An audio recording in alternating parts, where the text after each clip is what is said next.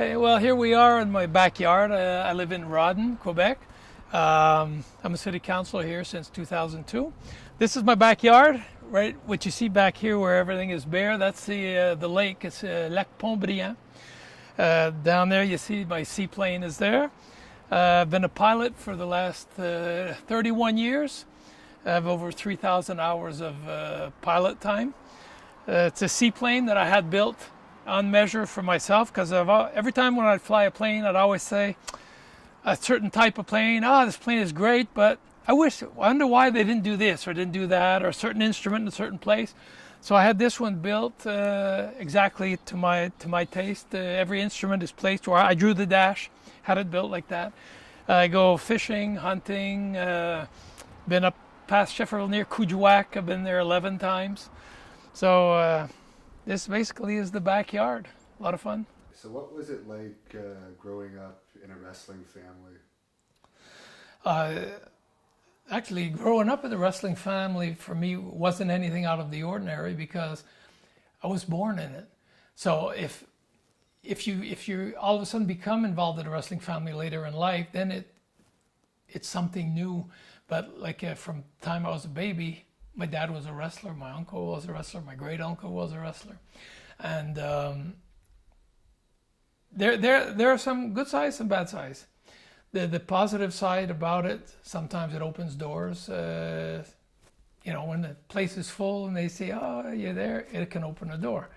Other times, though, you want to have some privacy or something, you can't always have that. Like if you're out at a restaurant with your wife or or girlfriend, whatever the case may be, somebody's going to come up, ask for an autograph, ask for a picture, and which at times is not a problem, but sometimes there are people that can come out and be very insisting, where it's not as much fun, where sometimes people come up, they're very polite about it, and then it's a pleasure.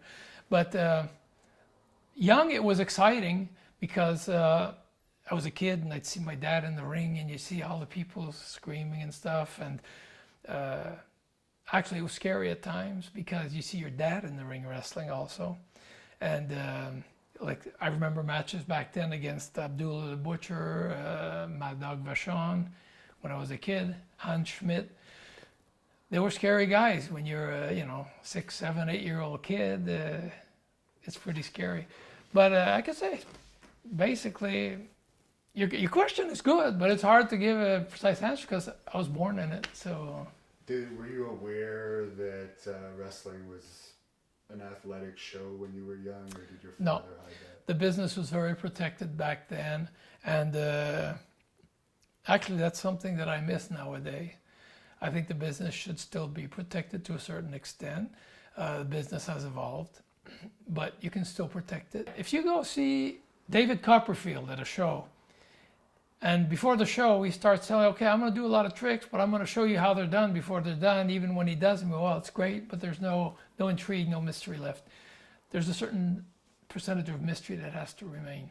But when I was a kid, like I said, the business is very well protected. I found out, actually, you might say, wow, you found out late. Yeah, I did.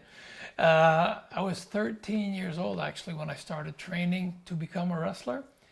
That's when I got smartened up to the business, at 13 years old. Up to then, I may have seen, there was maybe at times I had a few doubts with a few things, but then I say, maybe those two guys, was a little different. But there was always the fact that it was rough. The business, it was a lot tighter and a lot rougher, a lot less spectacular maybe for certain people, but maybe at times a little more credible too.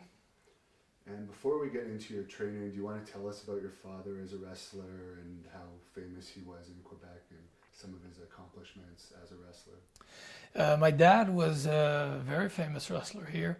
He had a reputation of being a tougher guy than my Uncle Johnny. My dad had a style that he was very well respected from other wrestlers. He wasn't the most scientific wrestler, but everybody believed in his right hand punch, and he had a good one too. He was the quietest guy you'd want to meet, but at the same time, if somebody looked for trouble, it wouldn't last very long. because he wasn't the type that would speak very much, but if need be, he could act. For me, he was a good role model. He was a good wrestler. I like the ruggedness of his wrestling, the tightness of his holds, and the credibility that he gave to the business. And what was your favorite feud of your father's when you were growing up watching him? It was against Abdullah the Butcher. When Abdullah was in his prime, he was back then, he's probably 250, 260 or something like that. And they had some matches. They had some death matches back then where falls didn't count, but you know, you kept going until one could not come back for the bell. Those were pretty grueling and pretty intense matches back then. And I suppose due to the protectiveness of the business, you never really had much dealings with Abdullah outside of that. Never. I didn't. Actually, I had no dealings with any of the heels.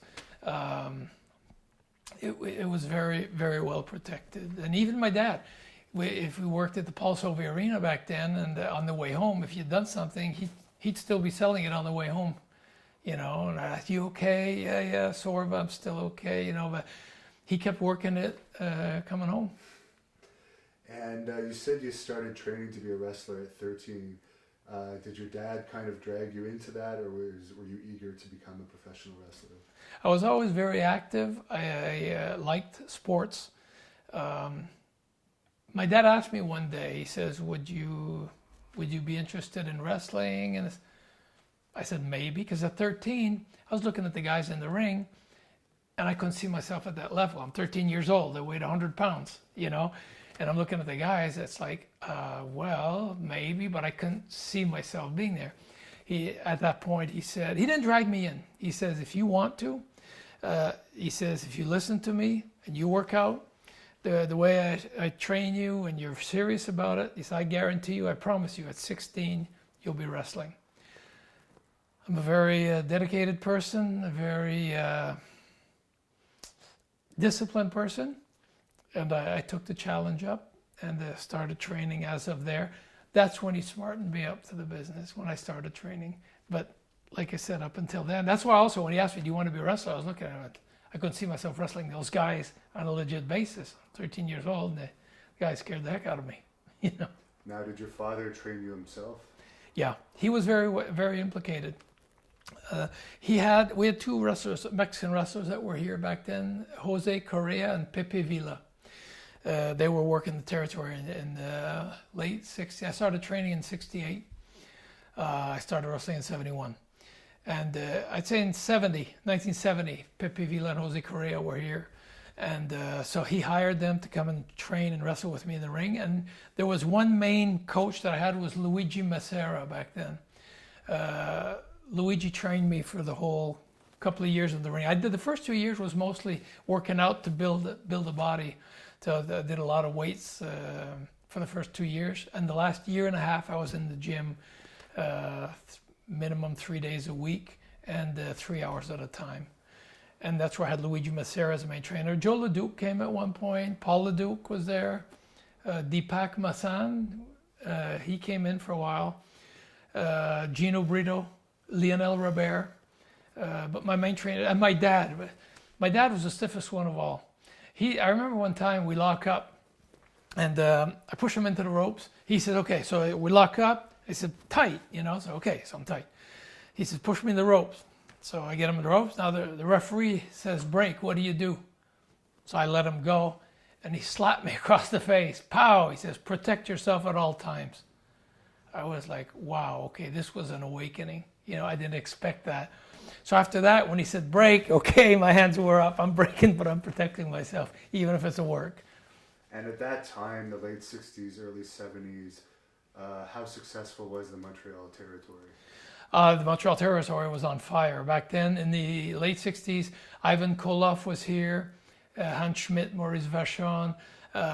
They were selling out the Forum. Actually, my uncle Johnny had... he set a record at the old Forum with Ivan Koloff. The territory was on fire back then. It was really good and very motivating too.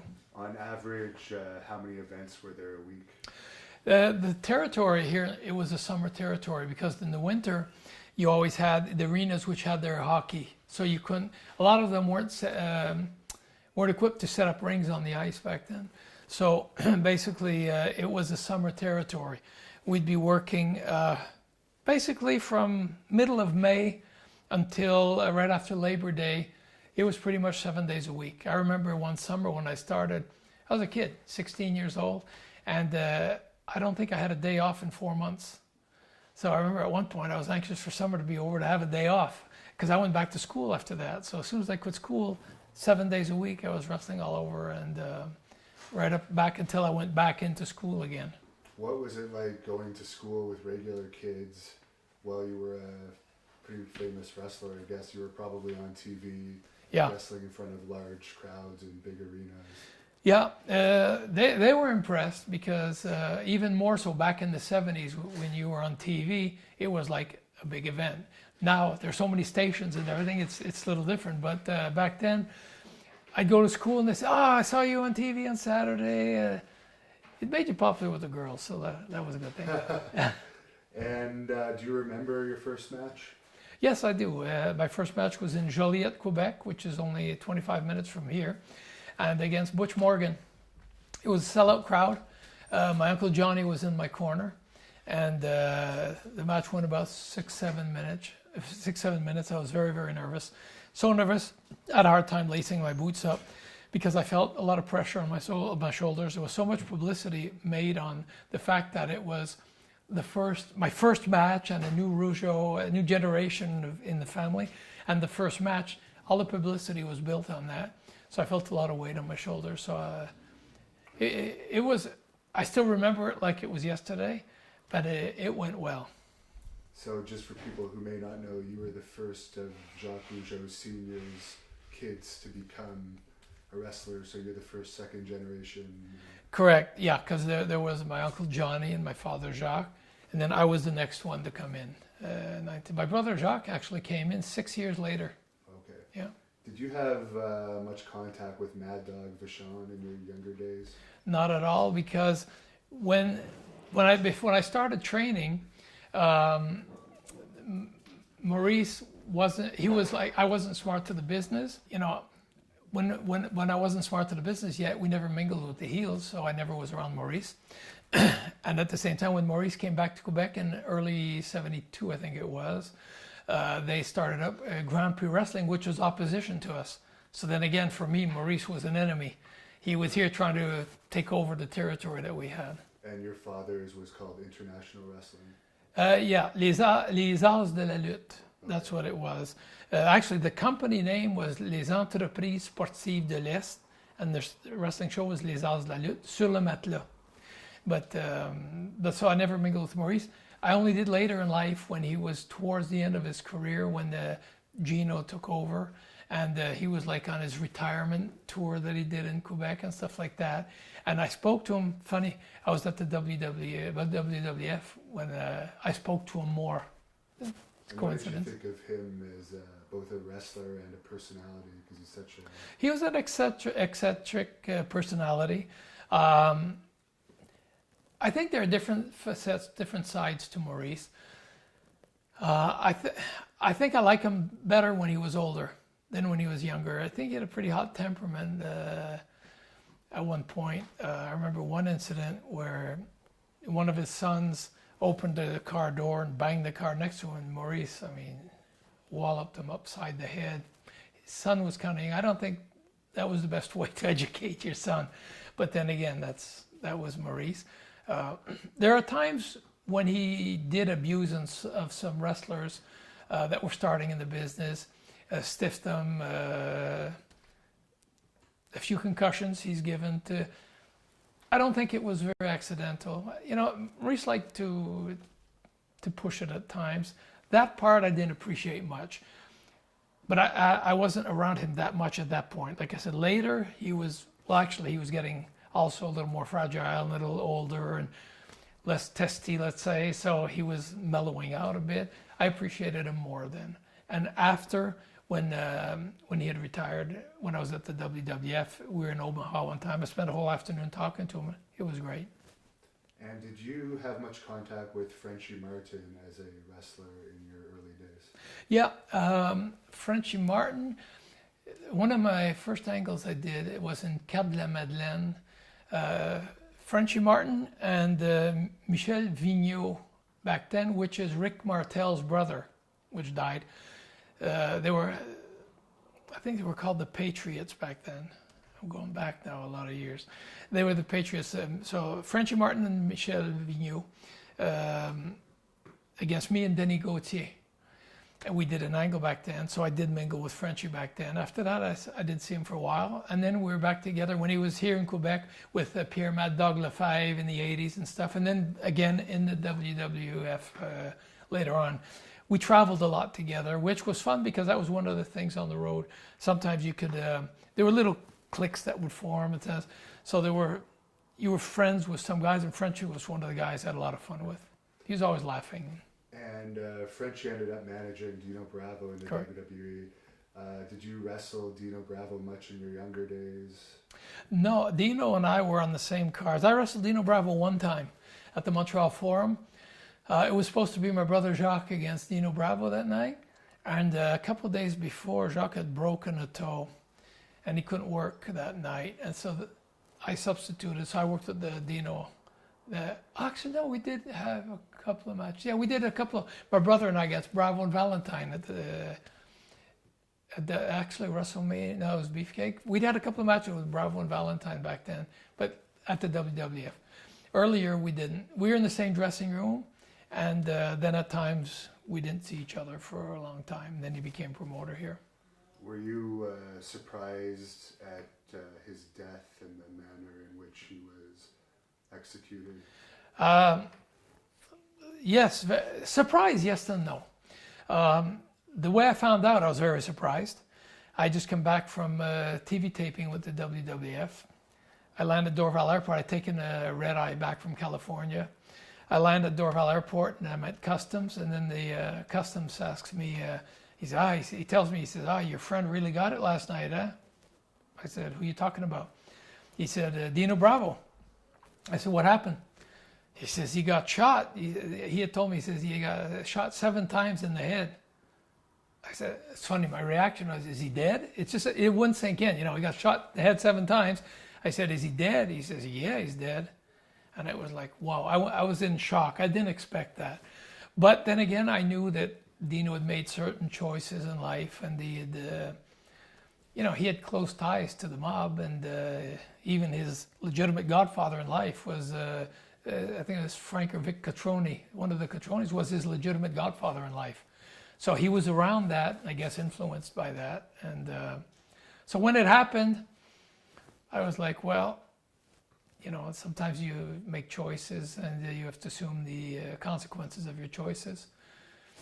But like I said, I believe he was killed in '93, and in '92, I believe he was still making the occasional appearance for WWE in Montreal. Well, Dino, the thing is, Dino made a lot of money in the business. Dino had a high lifestyle. He spent a lot of money. He made money, but spent a lot of money. So he had to make money. He didn't want to cut on his lifestyle to make money. Once you're at the end of your career like that, I think it had pretty much fizzled out with the WWF. What do? You will go back to what you know and who you know. And so doors were opened by that. And I heard he did pretty well, but at the end, the result wasn't very good. And one of the big feuds you were known for in your early years, once you started teaming with your brother, I guess maybe we should get into that first. How did you start teaming with your brother Jacques? My brother had gone on the road. He started in '77. He was skinny, had good qualities. He had good ring generalship. He understood the business, good ring psychology. But he lacked in size and experience also. You can understand the ring, but when you go out and try to tell a story, you don't necessarily have the tools to tell a story. So he left. He went on the road for about 3-4 years. He went to Calgary to Stu Hart. He went to Mexico. He was down south in Atlanta because I was in Atlanta. And I remember at one point he was in Tennessee and he was starving over there. And he asked me, he says, do you think you could get me into Atlanta? And I spoke to Ole Anderson at the time. And I managed to get him into Atlanta. He stayed with me for a while, so he got some bookings there. After that, he was also building his body up. He was working out, and he was 17. So by the time he came to Montreal, he was basically 21 years old. He looked more the part now. He had gained a lot of experience on the road. So that's when he came back to Montreal. I was in singles. Dino Bravo had just taken over to the office, because before that I was wrestling single for Gino. 79, 80, right up until Dino, I was his single main event. When Dino came in, well, he bought into the office. It's a natural thing. He was going to make himself the single main event, which I understand. That's not a problem. And that's where my brother wanted to come back, and that's when they approached me if I had agreed to wrestle partner with my brother. We said we could try it for a while. We'll see, because I had a lot more experience than he did. And at the same time, I wanted to see, are we going to work well together? Is it going to be a good team? And it just clicked. It was natural. So when he came in, we started, and it became like a brush fire. It just, as a team, we became the number one team in the popularity, and we were drawing. So from that, the rest is history. And probably your most memorable feud that everyone always talks about from Quebec is you and your brother against the Garvins. Do you want to go over your memories of that feud? Yeah, actually, it's something that just came out of the blue, because it was a coincidence, because Jimmy Garvin was here for the summer. He had called Gino to be booked and for the summer, because he was going to spend the summer in Quebec, and so pick up a few shots, pay his expenses. At the same time, Ronnie Garvin, and they hadn't spoken to each other, Ronnie Garvin decided to come to Montreal. They came in, finally they wound up, and Ronnie the same thing. He wanted to spend the summer, see his parents a bit, because they were getting older. And that's when they came up with the idea, hey, we could team you guys up, Jimmy Garvin, Ronnie Garvin, and we could work an angle with the Rougeaus and, see how it goes. So they said, sure, why not? They didn't expect, they expect that. And then we did the angle at the Forum, the Saint Jean-Baptiste massacre, which turned out, like I said, it was so intense and so real that even the next day you had a hard time walking, But it touched something here in the province. It touched the people. It touched my dad was implicated in it, but it just, I don't know, it just touched a chord. And it set off something where we established, attendance records all over in the province, and the thing about that, sometimes people ask you, what was one of your best matches you had? It's the Garvins and the Rougeaus at the Montreal Forum, the return from when we did the angle. When we did that return, for me, that's one of the best matches I ever had. The intensity was out of this world. It was a sellout at the Forum. They turned people away in the streets. The screaming was so loud, the people were yelling so loud that it was distorting in the ears. How if you turn up a speaker too loud, all of a sudden the sound just vibrates, it doesn't sound, that's what it was sounding like in the ears. It was so loud. And the Garvins brought the best out of the Rougeaus, and I think the Rougeaus brought the best out of the Garvins. It was just, like I said, a match made in heaven. Everybody brings out the best of each other, and everybody was intense. Ronnie Garvin's a tight worker, rugged worker, which that I appreciate. And I like to be that way too. Jimmy Garvin brought a compliment to Ronnie's style. I have my style, my brother compliments my style. So everybody complimented each other, and it came out with a winning recipe. Were you surprised when Ronnie Garvin went on to become NWA World Champion? No. For me, it was very deserving, rightfully so. He's very credible, excellent worker. He was in the right organization.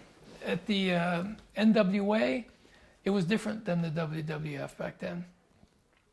They were still, like Ted Turner would call it, still wrestling. Yeah. Well, Ronnie Garvin was a wrestler, and he fit into that mold. He fit into that type, and that's who Ronnie Garvin was. So he was. He was perfectly deserving of his spot as NWA champion. Too bad it didn't last longer, but like I said, in the business there are always politics, and there are reasons for that. But I wasn't surprised. I was happy for him. He deserved it. And you also had matches in Quebec against the Road Warriors, who were a very intimidating tag team at that time because they weren't trained very well, Right. from what I understand. Yeah. And they were taking a lot of supplements, had short fuses. Yeah. So what are your memories of those matches when they were still fairly green? They weren't the easiest guys to work with back then. A little awkward at times. But I didn't have many matches with them. Rick Martel, Dino Bravo had more matches with them. Even my brother Jacques and Arma had a few matches with them. I think I worked with them one time in Hull. But actually we had a good match. Tight, stiff match. But like I said, back then they weren't the easiest guys to work with. But I can't say I had a bad memory of it. They didn't rough you up or anything? No, they respected me. I think in this business, you build your own credibility. You build certain people command respect. I think I was respected in the business. They respected me. They respected where I was and who I was. So then they didn't try to cheap shot or something like that. They just, like I said, when there's respect, there's no problem. And what are your memories of Andre the Giant from your father's territory in those days? Andre was a fun guy. I remember the first times I saw him was when we did the competition with Grand Prix Wrestling and us. That we did a few big towns. There was Ottawa, Montreal, and Quebec. We did Grand Prix against Les Arts, a mixed promotion. That's when I saw the Giant for the first time. I was very impressed with his size. I mean, he was a huge, huge man. But didn't speak with him much back then because it's funny, but I've always been a loyal guy. I'll take sides and I'll be a loyal guy and I'll stand my ground. He was part of Grand Prix. So for me, he was part of the opposition. So I didn't try to befriend him. I was polite, courteous to him. I said hello. But that's it. I kept my distances. For me, they were still opposition. So I kept to myself. I became more friends with him in the 80s when Gino, well, actually, he was part owner of the promotion in Montreal with Frank Valois, Gino Brito, and Andre. It's called Varoussac Promotions. I befriended him more then, and then I appreciated him as a person. He was a real nice guy. And then in the WWF, we were on the road together also. We were in Australia together. My first tour of the WWF, he was there. And it was fun because we always spoke French together. So in a territory where nobody speaks French, it was always nice to have somebody that you speak French to, and he enjoyed our company also. Everyone always seems to have some type of insane drinking story about Andre. Do you have any? No, I know there are some. The thing is, the insane drinking stories, they're all true, But I never drank, I never smoked, never did drugs, so I never was a party guy. I wasn't around that. But I'd hear the stories the next day. I'd see him sometimes in the dressing room, though. Sometimes when we were in territory, it was very hot. We were wrestling in Arizona or something, and he'd have some beers before going in, But for him, a beer was like this big, Take a drink and put the bottle away. And we played cards with him. He enjoyed playing cards all the time. So we played cards together, and he'd have his drinks. But I didn't see anything eccentric because I wasn't around that. Now, you mentioned the feud between your father's promotion and Grand Prix. How Yep. intense was that feud in those days? Because I'm sure you were running a lot of the same towns, and it's obviously not good for business to have two promotions. Exactly. The thing is, Quebec is a great territory, but if you have two main promotions running the same territory, after a while there's going to be like an overexposure, and you're going to burn it out. And we had our TV, which was great because you're on once a week. You have your wrestling show, you build your angles, this and that. Then when Grand Prix came in, they were airing on the Channel 3 from Plattsburgh back then. They were airing on Channel 7 from Sherbrooke. They were airing in Quebec City. So now at one point you could watch 7 hours of wrestling every weekend on TV. It's overkill, saturation. So at one point, people say, why do we have to go to the shows? We can watch as much TV as we want until you get tired of it. So we knew eventually one office has to die. So basically there are two offices. So there's 50-50 chance it's going to be you, it's going to be him. And at that time also, what made it more intense, see, the thing was, there were guys that would jump camp. They would switch. They'd go from, like the Ledukes, they had switched from us to Grand Prix Wrestling. But see, when they came in, they were big names. There was Edward Carpentier, Killer Kowalski, the Vachons. They had different wrestlers came in. They said, oh boy, some people jump ship. Some guys will do that. Some guys will do that. Not everybody, but some guys will do that. At that point, you were guys that were built up that all of a sudden jump ship. You're losing some of your main draws, this and that, which are going opposition at one point. At one point, there was my dad and myself left as top baby faces to draw. You're getting down to a skeleton crew here. So my dad and I, and then you had the guys that were middle card and preliminary underneath. Eventually, you got to have more guys than that. But our main guys had jumped. Even Gino went over to Grand Prix, and Bravo had gone on, the Dukes. So that's what made it very intense and very, it makes it personal at one point, because that's your own business, your own livelihood, and they're trying to kill your business. So, it got pretty heated up. And then there was the incident with Dick Taylor back with my dad back then. Dick Taylor, we'd built up, was our main heel. And we'd built up where my dad was going to be wrestling Dick Taylor at the Montreal Forum, and they had done a hell of an angle, this and that, and it was going to draw. Word came back to us that Dick Taylor was not going to show, and he was switching over to Grand Prix. That would hurt, because you get to the Montreal Forum, you sell out, and your heel's not there, and he goes to the opposition on top of it. And then a week before that, a couple of weeks before that, my dad was in Lauson, Quebec, the other side of Quebec City. He was supposed to wrestle Dick Taylor. Dick Taylor didn't show up that night. And we'd had the word that he was switching. So anyways, my dad found out where he was that night. Found him, beat the crap out of him. He had over 200 stitches in his face. He was in a coma for like 3 days. Actually, it was pretty nasty. And I remember that night, because I was asleep, my dad came and he woke me up and he said, Raymond, I woke up, what? And he says, if Dick Taylor planned on going opposition, he's not going now. And I looked at both his hands were full of blood. I was like, okay. So Dick Taylor was gone for a while. Actually, even put criminal charges against my dad, which eventually were dropped. He didn't pursue with it, because little did we know that they were looking for him in the States for arson. So maybe it's better that he forgets that. And you brought up that you wrestled in the Atlanta territory for, yep. I guess, Jim Barnett. Yes. And you even brought up Ole Anderson's name. Now, he's a pretty controversial figure. How was your relationship with Ole Anderson? I had a great relationship with Ole Anderson. He was the booker when I went to Atlanta. Actually, I'd been approached a couple of times by Jim Barnett back then if I wanted to go to Atlanta. And I didn't really want to leave here. Things were fine.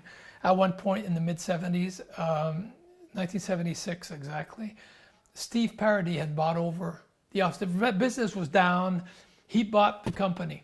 So he was going to be the promoter, but one of the conditions was that I worked for him, that I stayed for him.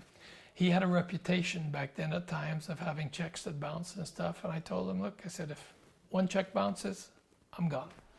He says, no problem. Well, lo and behold, 2 months later, check bounced.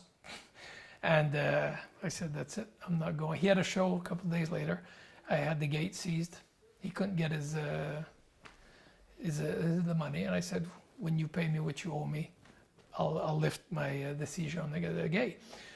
So anyways, I got my money. After that, I told him, I said, I'm never working for you again. Then, like I said, I was 21 years old. I need to work and I want to wrestle. And so I said, well, maybe it's time to call Atlanta. So I called Jim Barnett. They gave me a starting date 3 weeks later, headed to Atlanta.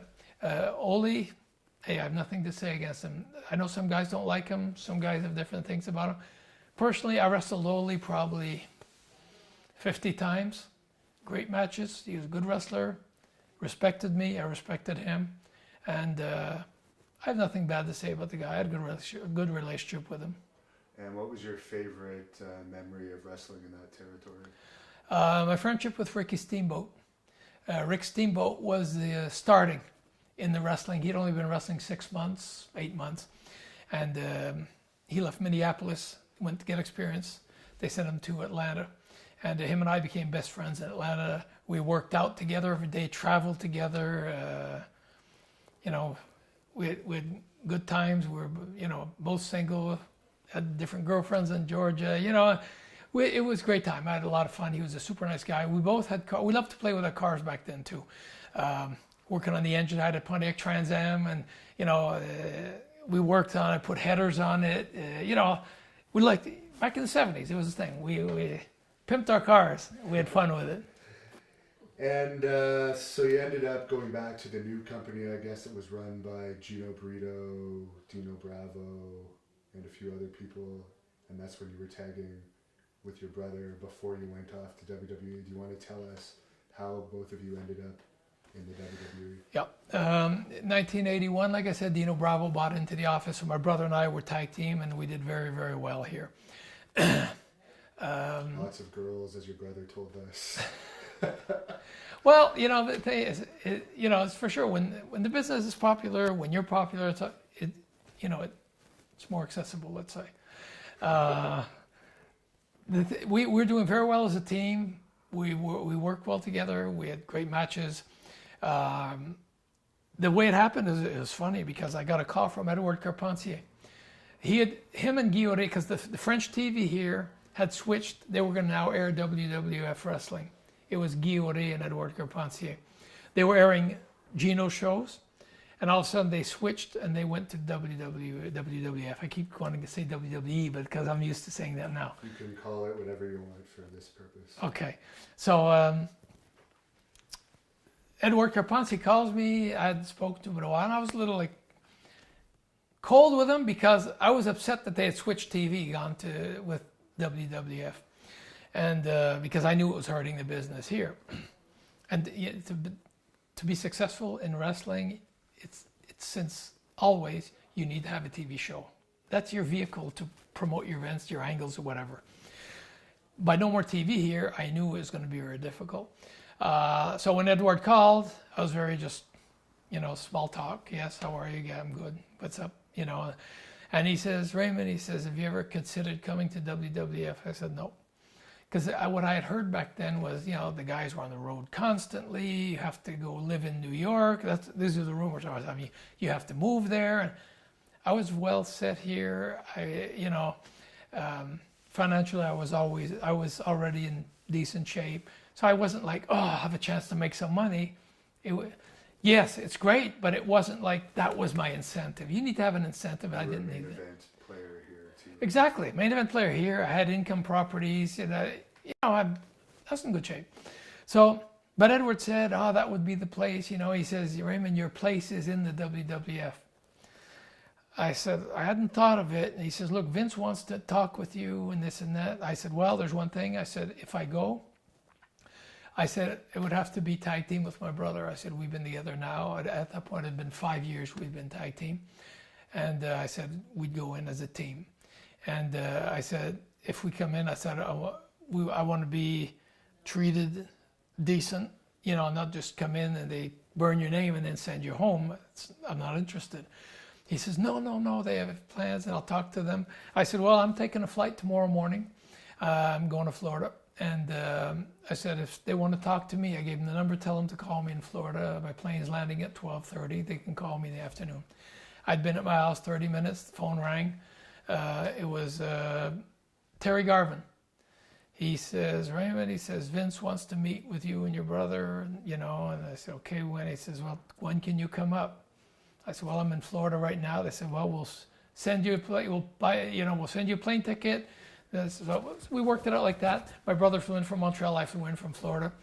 And they had the limousine pick us up at the airport, bring us up to Stamford. We met with Vince and Pat, and it was a done deal from there. We were coming in. At that point, we didn't have our working papers for the States yet, so they had to work out that process. But they said in the meantime, you can start, we'll book you in our Canadian cities. We'll have you come to Brantford, Ontario, where we do our tapings back then, and until we get your papers for the US side. So I said, okay. Out of the blue, I said, "Do you have a tour that's coming up overseas or whatever?" I said, "Yeah, we have an Australian tour coming up. Would you like to go?" I said, "Yeah." So they took 2 other guys off. They sent my brother and I on to Australia for 2-3 weeks. So that was our first tour with them. The only thing is, I said, okay, and I remember Vince had mentioned back then, he says, look, if you're not comfortable, because I said, it's going to be awkward, because I said, in Montreal right now, you know, but I said, what I want to do is I want to go to see Gino in person, I want to tell him in person, and I want to give him a decent notice, because, you know, he's already has shows advertised and stuff, and I don't want to just disappear, because Vince says, if you're uncomfortable with it, he says, look, we'll put you on the payroll right now, and you could not have to go to any of the shows. I said, no. I said, I've always respected Gino. Out of respect for him, I want to give him a notice. I want to finish all the dates where we're advertised. And then after that, I'll finish. So Vince respected that also. He says, fine. He says, because I know it's going to be awkward. Came back when I landed in Montreal. Actually, I flew back to Montreal from New York with my brother. We landed, went straight to Gino's house. I called him. I said, I want to talk to you. I went face to face with him and explained this opportunity's there. And I said, you know, in a career, it's hard to turn down, you know, something like that. Even Gino said, if you told me that you said no, he says, I'd be upset with you, because you can't turn something down like that. He says, as much as I don't want to lose you guys, but he says, as far as career move, you can't say no to that. On that level, you have to go. And he says, I'm happy for you. He says, I'm sad for me, but I'm happy for you. And he says, you know, not a problem. I said, I'll finish all my dates. And after that, don't book anymore. I'll just finish what's advertised. So he says, not a problem. That's what happened. And when you first started with WWE, what was the main difference you noticed from the Quebec dressing rooms to the WWE dressing rooms? The lack of camaraderie.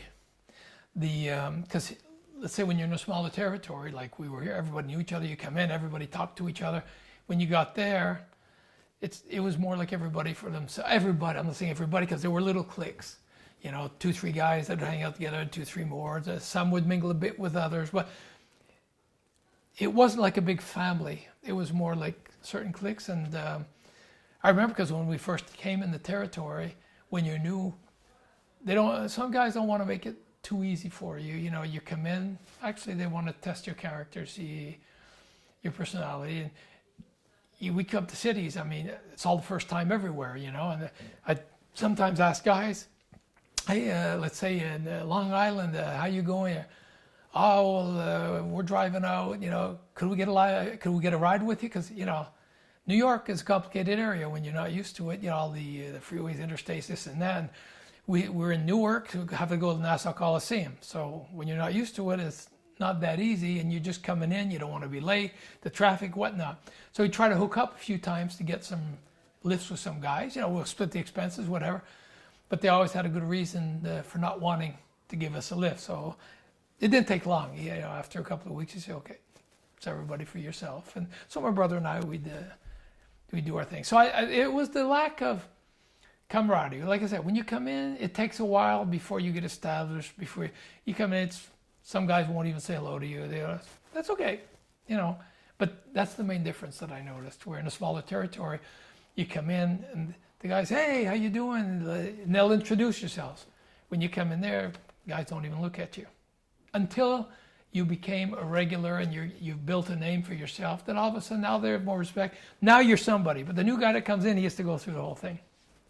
And you came in as baby faces, and I just want to name some of the people you feuded with, and if you could just give me memories of the feud. So you feuded with the Hart Foundation when you were baby faces. Any memories of that?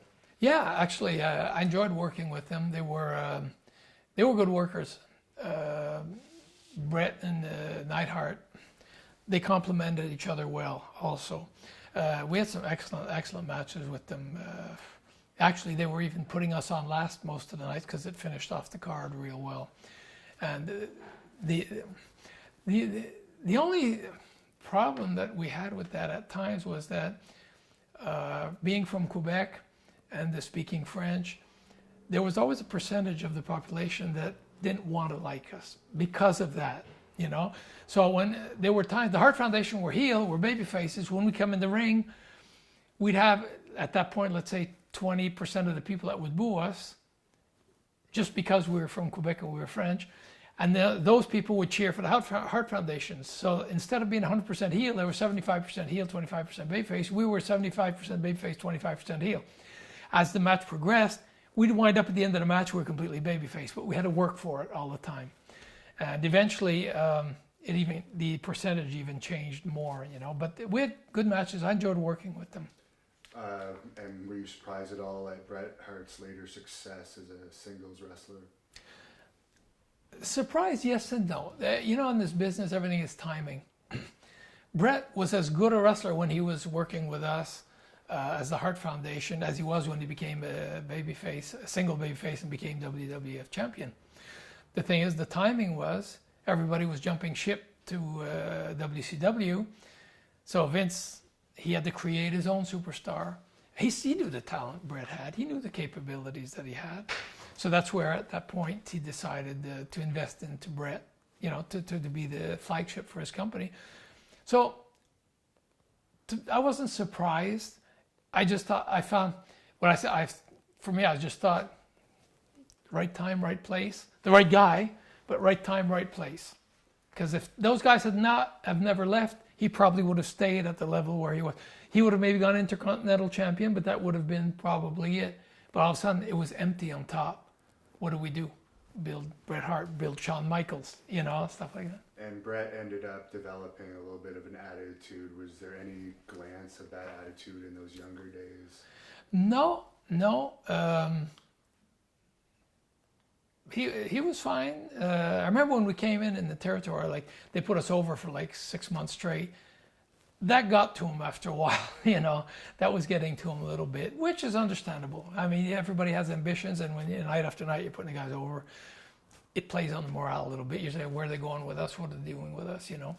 But besides that, no, he had no attitude. He was fine. Actually, always very pleasant. He always, like I said, it's funny the word respect comes back a lot, but Bret respected me, and I respected Bret. So there was always a good level of conversation there. And Bret could speak his mind, I could speak my mind, but it was always in a respectful way. He didn't have to wear kid gloves to talk to me, you know, and the same. If something I didn't like, I say, Bret, and we just talk. And it was the communication channel was very open, very fluid there. He had no problem then. Just later on, you know, when he became champion, then there were a bit of problems. And we'll come back to this, but while we're on the subject of Bret Hart, I know you were there for the infamous Montreal Screwjob night doing the French commentary. Right. Do you have any thoughts on that particular night since you were right there? Yeah, I was at ringside. When it happened, I knew Bret was going to WCW then. Like I said, everybody has their own version of it. And I heard a version from the office, and then I heard a version that came from Bret's side, which is not exactly the same version. I understand both people. The only thing is, in this business, there's always somebody that's going to help you get to where you are. When guys were putting Bret over to make him the champion, to make him what he was, at one point, the company made him a lot of money, gave him credibility, made him famous. You know, Bret Hart became a superstar. My vision of it, my vision of a situation like that is, once that happens, he's leaving. He already had a contract signed with WCW. He was set. Do them the favor of leaving the correct way. But there was heat between him and Shawn. He didn't want to drop to Shawn. For me, that's not doing the right thing. Vince made him a millionaire, made him a lot of money. Do the guy a favor, drop the belt so at least he can continue working on his business. And you're already set anyways. So I didn't agree with that part, but maybe Bret's version will be different. Maybe he said Vince lied to me and whatever. I don't know the truth what that is. The only thing is, when that happened, I was doing commentary, and what I was expecting to happen wasn't happening. You know, the match goes on, and then the finish, especially with the sharpshooter, I was like, wow. And then the bell rang, you know, came ding, ding, ding. I remember looking at my co-commentator, and I took the mic away, and I just told him, I said, Bret just got screwed. I remember telling him that. And he says, you think so? Yes. And then I saw the heat that went on with everything that happened after that, and I told him, he's pissed, you know. So like I said, Vince did what he had to do for his company. I respect that. The other side of the story, I don't know. The only side I got was that Vince didn't want to drop the belt to Shawn. He was deciding. See, the thing is, he didn't want to drop it to Shawn. The version I got was he was willing to drop the belt, not to Shawn. What if he would have worked with guys and they would say, I'm willing to put somebody over, not Bret. Vince's plans was to go with Bret. So now his plans was to go with Shawn, work with him. You know, even if you don't like the guy, I've worked with guys I don't like before, you know, and I was professional about it. So I think you have to put your personal issues aside. It's for the business. In the dressing room that night, did it seem like most of the boys were on Bret's side, or was there divisions? Yeah, my view of it, it was divided. Because a lot of guys that were not going to WCW thought Vince did the right thing. They said he has to protect his company. It's his business, you know, he has to look. So they were happy, and some guys were saying, you know, Bret was wrong. He got a hell of a break. He owed it to Vince, you know. But then there were guys like, there was Jim Neidhart, Bad News Brown, the British Bulldogs.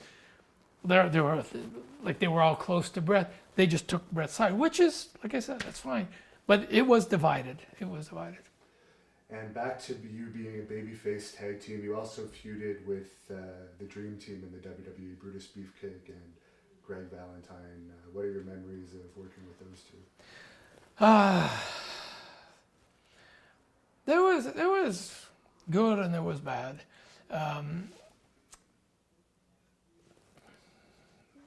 Greg partied a lot, you know, at times wasn't as into it as he could have been. He's a hell of a worker. You know, he was a hell of a worker. And I don't know, sometimes it's like he wasn't there. You know, he's a... We've had our own dealings with Greg in this company, and he seems to have almost dual personalities sometimes. Yeah. So basically that was an issue of I think the reliability and stuff like that of him showing and not showing, or being up to par for the match or whatnot. But I had a lot of good matches with him. Beefcake at times was a little funnier. I mean, when I mean funny, not funny, haha, just little. Because at sometimes, for a while, they were putting us over also. And I think it bugged Beefcake a little more than it did Greg back then. So at times it was a little, didn't want to cooperate as much or something like that. So I remember at times there was a little bit of tension there. And what about working with the Moondogs? Yeah, that, it was funny because the spot, this was Larry, Larry. Was he from Memphis? Yeah, Larry Lathan Yeah. was his name. I met him in Atlanta when I was there. Had great matches with him, a great guy. He was in, when we came into the WWF, our first tour when we did in Australia, where we just came in, we worked with the Moondogs pretty much the whole tour. They put us over every night, and I think he was pretty upset about it. I was like, and all of a sudden he developed an attitude about it, and even at one point there was heat. They came up, and he came up with an attitude. It was like, whoa. You know, Randy, his partner, super cool, super nice guy. Larry, at one point, I was surprised because in Atlanta he was a super nice guy. All of a sudden he wasn't as nice anymore. The business gets bigger, sometimes personalities change. And you also feuded with Jimmy Jack and Dory Funk Jr. What was it like being in the ring with Dory Funk, who's now considered kind of a legendary wrestler? Even then, he had already been NWA champion. Yeah, I don't think we could consider him a legend. He is a legend. It was an honor to be in the ring with Dory Funk. Jimmy Jack also followed in the same steps. I don't know if we could say Jimmy Jack is a legend, but I mean, he filled his spot well in the matches. He did a hell of a job in the ring. He was a hell of a worker. But I could say Dory is, when you can say, yeah, I worked with Dory, that was let's say a feather you can put in your cap. It was impressive. And after a while, I guess after about 2 years, you ended up turning heel. Do you want to explain in more detail what led to that? Obviously, you were mentioning earlier the fans in the U.S. weren't really accepting the French Quebec tag team as baby faces. Yeah, after about 2 years, actually, like I mentioned in the beginning, we could see there was always a percentage that was against us because we were speaking French and coming from Quebec. There were even signs like "Frogs go home." You know, we were just starting, and we thought, geez, you know, we're coming in and we're building it. They were putting us over, and they see a sign "Frogs go home" and say, I don't understand why. Kind of understood, but I said with times it'll fade out. It didn't, and with times it got a little worse. In this business, to be successful, you have to either be hated or loved. You don't want to be caught in between. And at that point, we were starting to be caught in between, and it wasn't a comfortable place. My brother and I had spoken about it, and we had wondered, maybe we should turn heel. We laughed about it because, you know, Rougeau was turning heel. It was something that was never even considered, thought of, or imagined. And we laughed about it, but we said it would probably be a solution. I was trying to imagine, what would it be like working heel? I've never worked heel. I did in Japan, 1975, just a little bit, but I was like, wow, being a heel. So we came up with the idea, we thought about it. All of a sudden we had a call, Vince wanted us to fly us to Stamford, come and meet with him. We didn't know why, but so we flew to Stamford, we went and sat, and how you doing guys? Start talking, you know, and, we had a good rapport with Vince. He says, how would you guys feel about turning heel? My brother and I looked at each other and we laughed. Because we said, Vince, we talked about this 2 weeks ago. And we were like, wow, now that you come up with this, because he was aware of the same thing, you know. Vince is a genius about his business. And he could see where it was going, and he could say, I could do a lot better business. They'd be a lot more successful worldwide as heels than trying to keep his baby face just for Quebec. So I started mentioning, I said, wow, it's like, okay, this is starting to get real now. You know, we just toyed with the idea. And we said, how would you see it? How would we change? You know, and this and that. That's where he came up with the ideas of the little American flags. And you go on interviews, like we started to do, and say how much we love the United States of America, this and that. Was the Brother Love show the first show where you really turned? It's one of the first shows. Yeah, I'd say it's one of them, yeah. We started slowly, because Vince, he said, when do you want to do this? He said, we're going to do it gradually, over 2-3 months.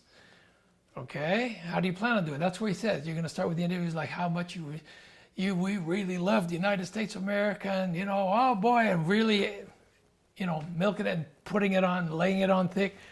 He says, I said, you serious? You're going to say they're going to hate us because we say that we love them? He says, the way you're going to do it, and you keep saying it's like you're trying to cram it down their throat, they're going to say these guys are full of crap, you know? And I said, okay. I had faith in him, and I said, okay.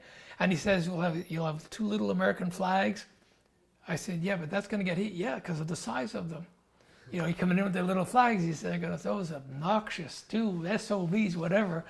So I said, okay. We said, let's go with it. I said, hey, Vince, how about, and he says, well, I want to add something to your name. I said, call us the Vince McMahon. So as a joke, because we said, if you give us that name, you're going to have to push us, you know. But he laughed and he says, no, he says, we'll call you the Fabulous Rougeau Brothers. I'm like, okay. I thought, in the beginning, it's funny, I thought it was kind of soft. The Fabulous Rougeau Brothers, little American flags. We love the United States. Wow, they're going to hate us. But he says, trust me. We did it, and within, I'd say 6 months, we were the most hated team in the WWF. So he was right. He was right. And even in our matches, even when we came in, the American flags, this and that, he didn't want us working heel. We kept working his baby faces. Once in a while, a little easy way out or something. But then the people get pissed. So we'd be working with the Killer Bees a lot. So it'd be babyface matches. But at one point, we just like, you know, they like out wrestle us a bit. And then at one point, whoops, we get to the rope to get out or something. And then, the people were upset, you know. We turned like that slowly, and over a couple of months, then we started turning more and more heel, you know. But he says gradually. And at what point in time was the song created that is considered one of the greatest wrestling songs of all time? Depends, I guess, who you talk to, but I liked it personally. I loved it. It was not long after that. At that point, also Vince said, we need to get music for you guys when you come in, you know, and. Okay, what song, you know? But at one point with Jimmy Hart, because we were Jimmy Hart back then, Jimmy Hart, he loves to create. He's a super guy. He's always thinking, and he's always looking out for his team. What could we do better? And what could we... And he says, guys, he says, what if we built a song together, and, you know, and he said, I could write the music and let me work on something and then we'll put some input. And so it was, like I said, it was the idea that we'd make our own. Say, can you guys sing? Vince said, can you guys sing? Can you hold the note or something? But, you know, I wouldn't be Frank Sinatra, but, you know, basically, yeah, some people can sing 0. We could sing maybe 20%. We could do something. He says, it'd be cool if you guys did your own song, you know. So basically, that's how it started. And then with Jimmy Hart, we were on the road, and we'd be writing lyrics, and, you know, he wrote the English parts. And he said, you know what would be fun? He says, we put some French in it, and in the French side, you're like mocking them and, you know, nagging or digging them, but a smile, you know. So, and like in English, we don't dig them at all, but in French, we say, you know, in the world they're the worst, and, you know, and this and that, but we're all American boys. So yeah, it's great. So it was tag work there. There was my brother, Jimmy Hart, myself, and you had Jim McGuire also that was writing the music and playing instruments. That's how it all came together. And then we went to Memphis to do a photo shoot and this and that, because eventually we were moving to Memphis. And I never knew why Memphis. But anyways, we went to Memphis. I think there's a lot of heat with the rest of the country with Memphis. I don't know. Yes, Jimmy Hart's from there, who knows? There you go. Yeah. So, but we went to Sun Studio Records. That was fun. Actually, we did photos in front of the Memphis Bell on Beale Street and this and that. Sun Studios, where there were pictures of Elvis recording in there, Johnny Cash, and the fabulous Rougeau brothers. But it was fun being in those same studios as those guys. And we recorded it one afternoon, and then we flew back and went to work. And that was the history of the song. That's how it came out. Was it your choice to have Jimmy Hart as a manager, or was that Vince McMahon's idea? That's Vince's choice. Vince is the one that said, I'm going to put Jimmy Hart with you guys. I had no problem with that, because I knew how Jimmy was devoted to the people he worked with. He's reliable, on time, devoted. After the match, you could stay till 1 a.m. talking about plans. We could do this, and he'll be there till 1 a.m. It's not like, hey guys, tired, I'm going to bed. He loved the business. Now, when you won the tag team titles for one night only from the Hart Foundation, Yep. Were you guys baby faces or heels? We were baby faces. Okay. It was just before we turned heel. It was baby faces. It was an idea that I think Pat Patterson had, because we were working with the Hart Foundation. They were tag team champions. And Pat came up with the idea. He says, that would be great if you guys... Oh, wait, no, we were heels. Jimmy Hart was with us. We were heels. It was not long after we turned heel, because now the Hart Foundation were baby faces, and then we turned heel. So Jimmy Hart was with us. We were heels. And Pat came up with the idea that we could cheat and win the titles, and then, you know, they could overturn the thing and give it back, because they were booked in an angle going with Demolition and all that, so they couldn't have the belts dropped in. So basically, it was an idea. So the plan was never to have you as champions. It was. They wanted to do it at one point towards the end of when I wrestled. Actually, when I gave my notice, it was SummerSlam '89. I went to see Vince. And I'd been thinking about it. It'd been 3-4 months. I'd been thinking about it, that I wanted to retire. It was a road that was getting to me. And also a lot of injuries too, because the schedule was hectic. It was worse back then than it is now. Right now they still say they have a hectic schedule, but what we had back then was insane. At one point I got home 3 days out of 41. So, you know, but it was like that all year round. After WrestleMania, I had 2.5 weeks off, and that's it the rest of the year. I got to come home here 5 days a month, not consecutive 5 days. My first day off, I could be in Houston, Texas. That's my first day off. I come here, I get home at 6 at night. That's my first day. I got 2 days left. I'm gone for another 2 weeks. It was like that all year round. And so the injuries, they add up. Being on the road all the time gets to you. And I just didn't have the financial motivation to want to do it anymore. I didn't need it anymore. So when I gave my notice to Vince, in March, I remember saying 50% chance I'll be done by September, but 100% chance I'll be done before Christmas. Because I'm not an impulsive person, I think it out. And I waited. In March, I knew I was going to end that year, but when, I didn't know. I gave myself until August, 5 months to think, is it just a phase I'm going through, that I'm just tired now of being on the road, and all of a sudden I'll get over that feeling and just want to keep on going? Because our careers were going well. We were with the Rockers, we were making money, everything was, things were great, and I wanted to leave. It's like there's something, by August, after SummerSlam, the next day we were taping, and I wanted to meet with Vince. My brother was with me. We had spoken about it and all that, and went to see Vince. We wanted to give him a notice. Vince says, "What? You guys can't leave. I haven't started. I haven't even started what I want to do with you guys."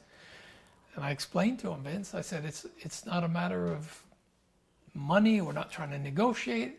I said, "The only thing I have to say to you is thank you. Thank you for the opportunity. Thank you for everything. It's been a hell of a ride. I just want to go home." But I gave him a 3-month notice. I gave him till after Survivor Series. We're at SummerSlam. So he could bring in a new team, fade us out, bring a new team in. He doesn't have any void in his show.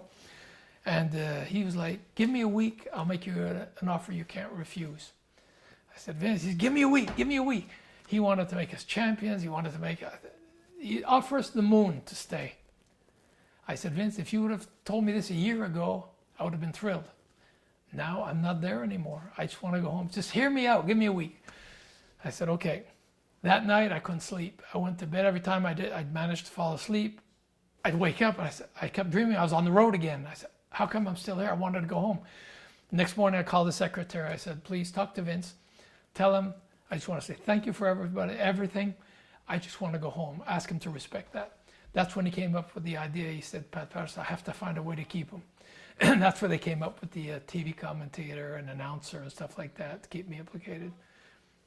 And you mentioned the Rockers. Do you want to tell us about that feud? Because that's probably your most memorable feud as the Rougeau brothers. Yeah, fabulous Rougeau brothers. Fabulous Rougeau brothers. Yeah, now the feud with the Rockers, that was great. Everybody knows what kind of worker Shawn Michaels is. Marty Jannetty is a great worker in his own right. When they came up with the angle with the Rockers that we did with the megaphone and all that, we had discussed it and worked it and fine-tuned it until we did it, and it just worked out perfect. Shawn's a hell of a salesman. I mean, and hit him pretty solid with that megaphone too. And we knew that because that's the angle. If we miss it, that's it. So I told him, I said, "Don't worry." He said, "Oh, just do what you got to do." So we nailed him with it. It was pretty good. And that's where we're official. I mean, the people hated our guts. Had death threats and everything. It was great.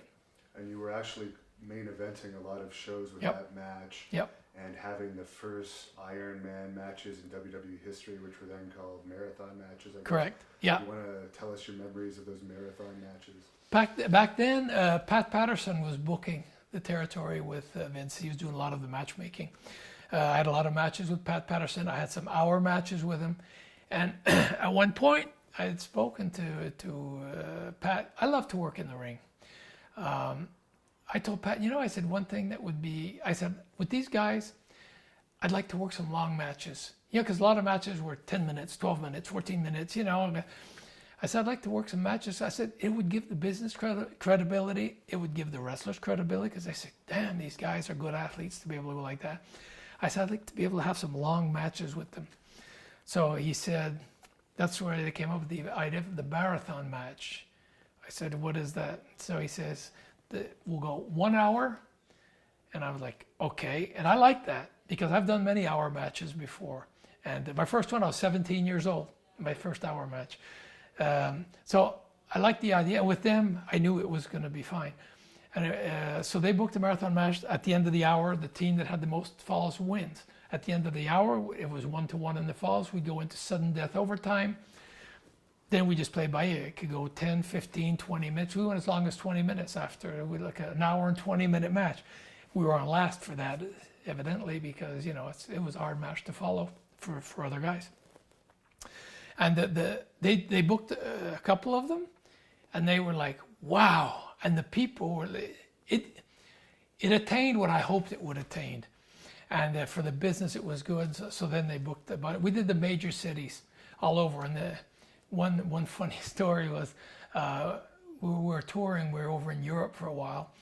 on the way back from Europe, because we were jet lagged all the time. You know, I mean, sometimes you wake up in a plane, you look outside, you don't even remember where you're going. I remember that going to Texas one time, coming back from Europe. Take my plane ticket out. Oh yeah, I'm going to Houston. Okay, you get so jet lagged. We fly back from Europe. We'd been there for 10 days. Land, go to Nassau Coliseum. Okay, I look on the wall. I look at the card. I see marathon match. The Rougeaus and the Rockers. I remember the agent that was there. I told him, I said, this is a rib, right? This is a joke. And at that point, it's not like we were green in the WWF. We'd been on the road for over 3 years. And I'm like, this is a rib, right? He says, no. I said, bullshit. I said, this can't. We're so jet lagged, I have a hard time standing up. And I said, we're in a marathon match? He says, I know. He says, they messed up. They didn't realize when they booked it that you were just coming back from Europe. And I said, this is a rib, you know. So I was trying to mind myself. We had our marathon match. And it's the next day I was in Houston. An afternoon show also. Got back to the hotel, got to sleep. I was going to change my flight to leave later because we had like a 6:30 flight in the morning to Houston. I said, I got to change this. I can't sleep for 4 hours and get up and go to Houston, you know. Went to change it, and then all of a sudden we couldn't. So I said, oh, we'll get there and we'll go to sleep. We got to Houston, get to the hotel, check in, go to bed. It was like 1 o'clock. So we said, got to bed, sleep for 2-3 hours to be in shape to work that night in Houston. All of a sudden, I don't know why, a fluke. I got up, I took the sheet out of my wrestling bag and I looked. I said, Jacques, it's an afternoon show. It was a 2 o'clock show. At that point, it was like 1:30. I was just falling asleep, and I don't know why I even checked it. 2 o'clock show. The airport's half an hour from the building. Damn, we jumped out of bed, put our clothes on, head 90 miles an hour downtown Houston, had the building, called to the building to tell them we're on our way. We got there. We were like 15 minutes from our match. We just got in, put our clothes on, boom, the bell rang, jumped in the ring, had the marathon match. We had our wrestling match. Went back to the hotel, went to bed. You know, it was crazy like that. But we had great matches. There was one match, there's only one problem with a match like that. If you get injured early in the match, you can't go home early. You're going an hour.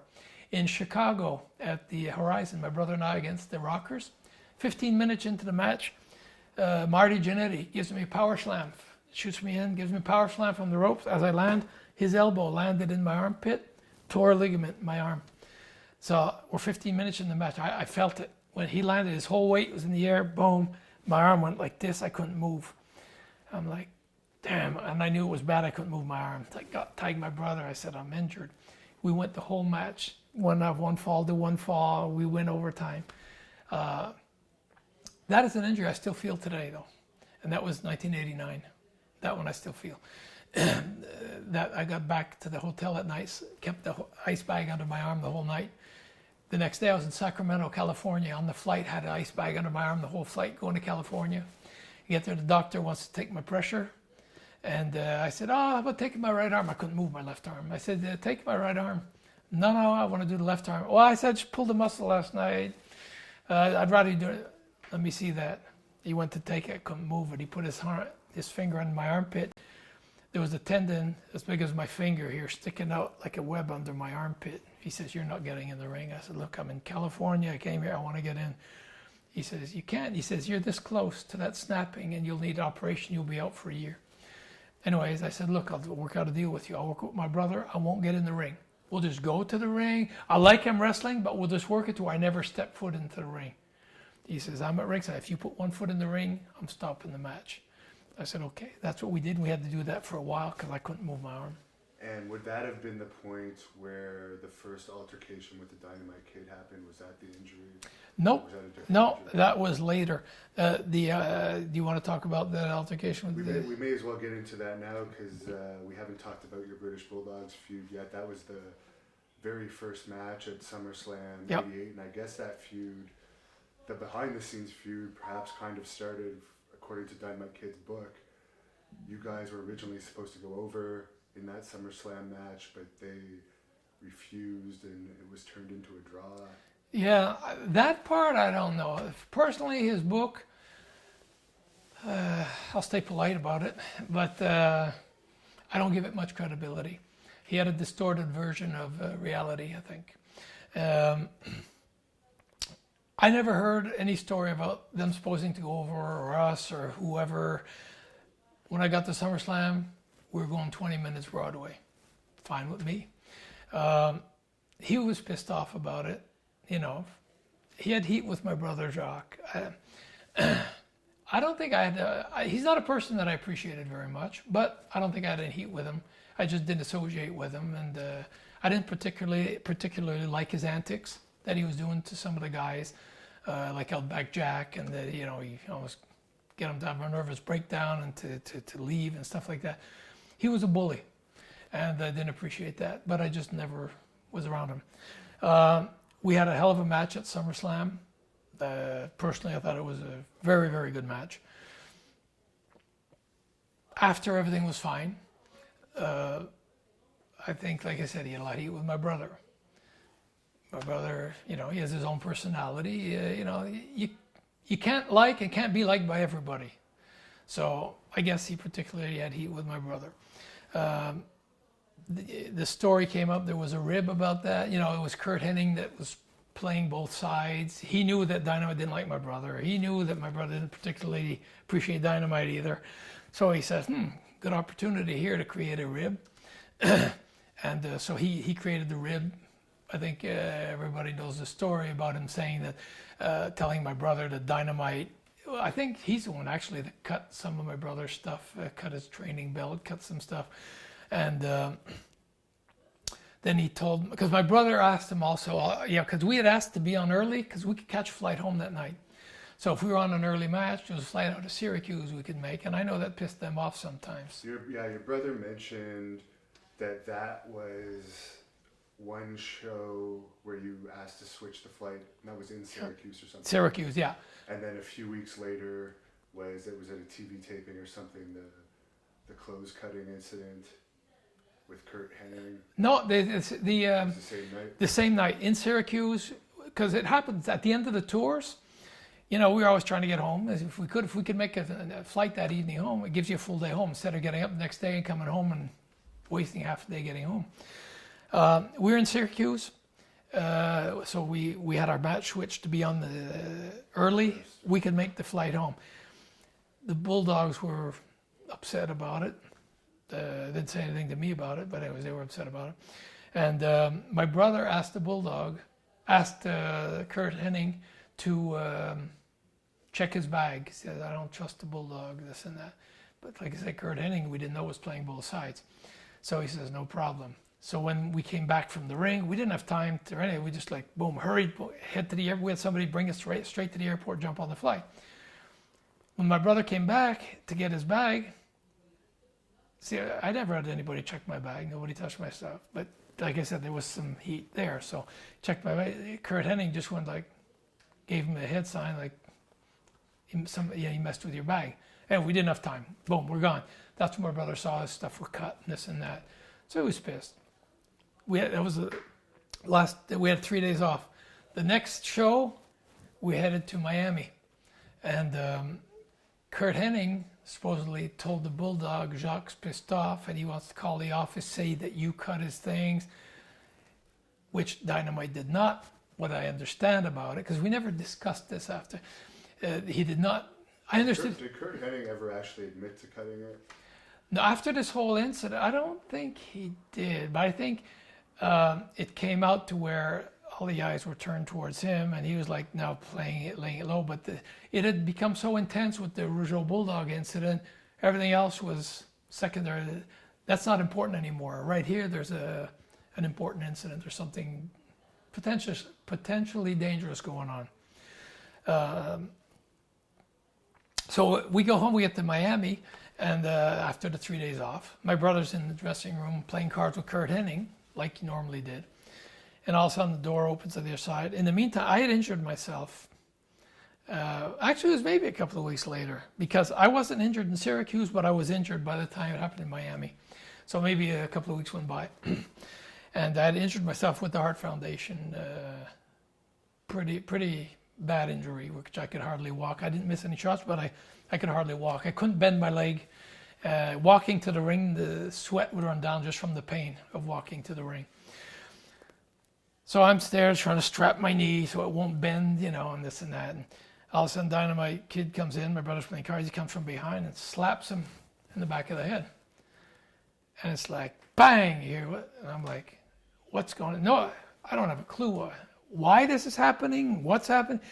The only thing I knew was the Bulldog supposedly cut his clothes, cut his weight belt, and the next thing you know, he's attacking him from behind, hitting him behind the head.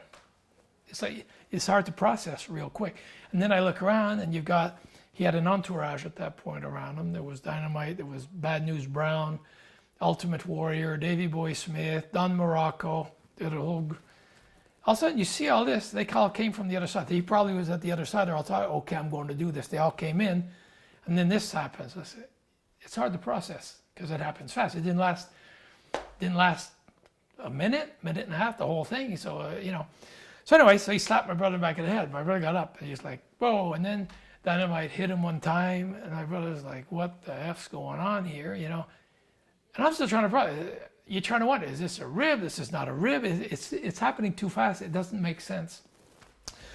Then at one point, my brother went to make a move towards Dynamite, like to leg dive or waist dive him. He dove towards him. Dynamite fell on top of him. And then he got up and he went to kick him. My brother put his arms up, kicked the arm. And that's when I was there and I stepped in.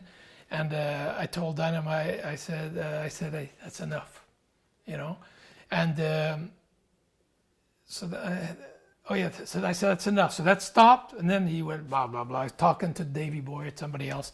So my brother was getting up. He's like kind of dazed from what just happened. And I'm turning around like, I don't have a clue what's going on. I turn, and all of a sudden, Dynamite hit me in the neck. Personally hit like a girl. So just to set the record straight here, he claimed in his book that he actually knocked you out from that hit. No, I think the only thing he knocked out was his common sense. He knocked nothing out. He didn't even faze me. Actually, honestly, I was surprised. Probably the 10-year-old girl could hit as hard as he did.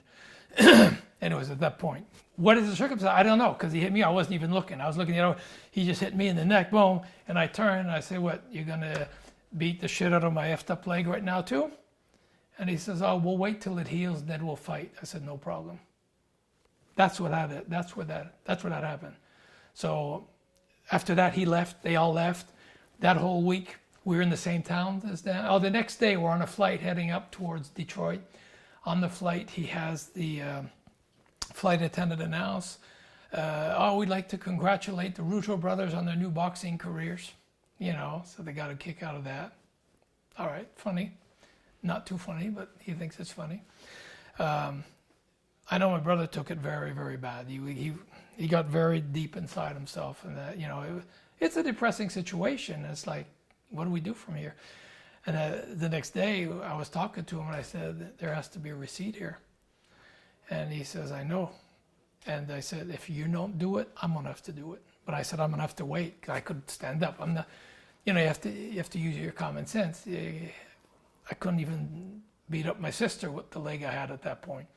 So, and it was very recent. It took, before I could say it didn't bother me anymore, it took 6 months. And we were like a week, 10 days into it. I couldn't even, for the next 3 weeks, I didn't even set a foot in the ring. I couldn't stand. So we did the match, like I said, where I stayed on the outside. So I'm not going to go and challenge Dynamite, that's all full of steroids and whatnot, and I can't stand up. I'm not an idiot. I'm going to wait. Then when I'm ready, I'll bide my time, and then he'll get his receipt. Because I wasn't going to let that go by. So I told my brother, either you're going to do it or I'm going to do it. If you do it, it'll be sooner. If it's me, it's going to have to wait, but he's going to get his receipt. My brother says I have to do it. I said, fine, I'll back you on that. So the plan was stay low all week, because he's going to walk around being arrogant, cocky like he is, and we ignore him. And if he tries to provoke any trouble, or ignore him. This way he's going to get set, and he's going to think, he's broken morally and this and that. Because every night he was with his bodyguards too. He was never alone. He always had 3-4 guys around him. He was maybe expecting there's going to be a receipt. Because he was in a clique with Bret. Kind of like this, the side of it would have been worse than that. I was surprised. It's nothing to it. That's why when I saw his book, knocked both of them out, it kind of upset me a little bit. I was shocked to see that too, actually, because that's the only version of anyone telling the story that I ever heard. Yeah, it never happened. Okay, so basically, he had a clique with him. Yeah, so he always had his entourage. Well, Bret was his brother-in-law.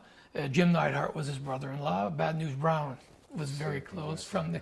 Pardon? He was a Stampede wrestling guy. Yeah, exactly. So he was very close, and they had Dynamite's version, and they were family. They were a clique, which is fine. But you look, there's my brother and I, and then you've got, like I said, this whole bunch that are there. You say, okay, we'll have to wait. During the whole week, what we did in the day. My father taught me to box when I was young. My father was a Golden Glove champion. He taught me to box. He had me box with all the kids in the area and this and that when I was young. He said, I want to teach you how to defend yourself, how to fight, not to become a bully. But if ever need be, you'll be able to take care of yourself.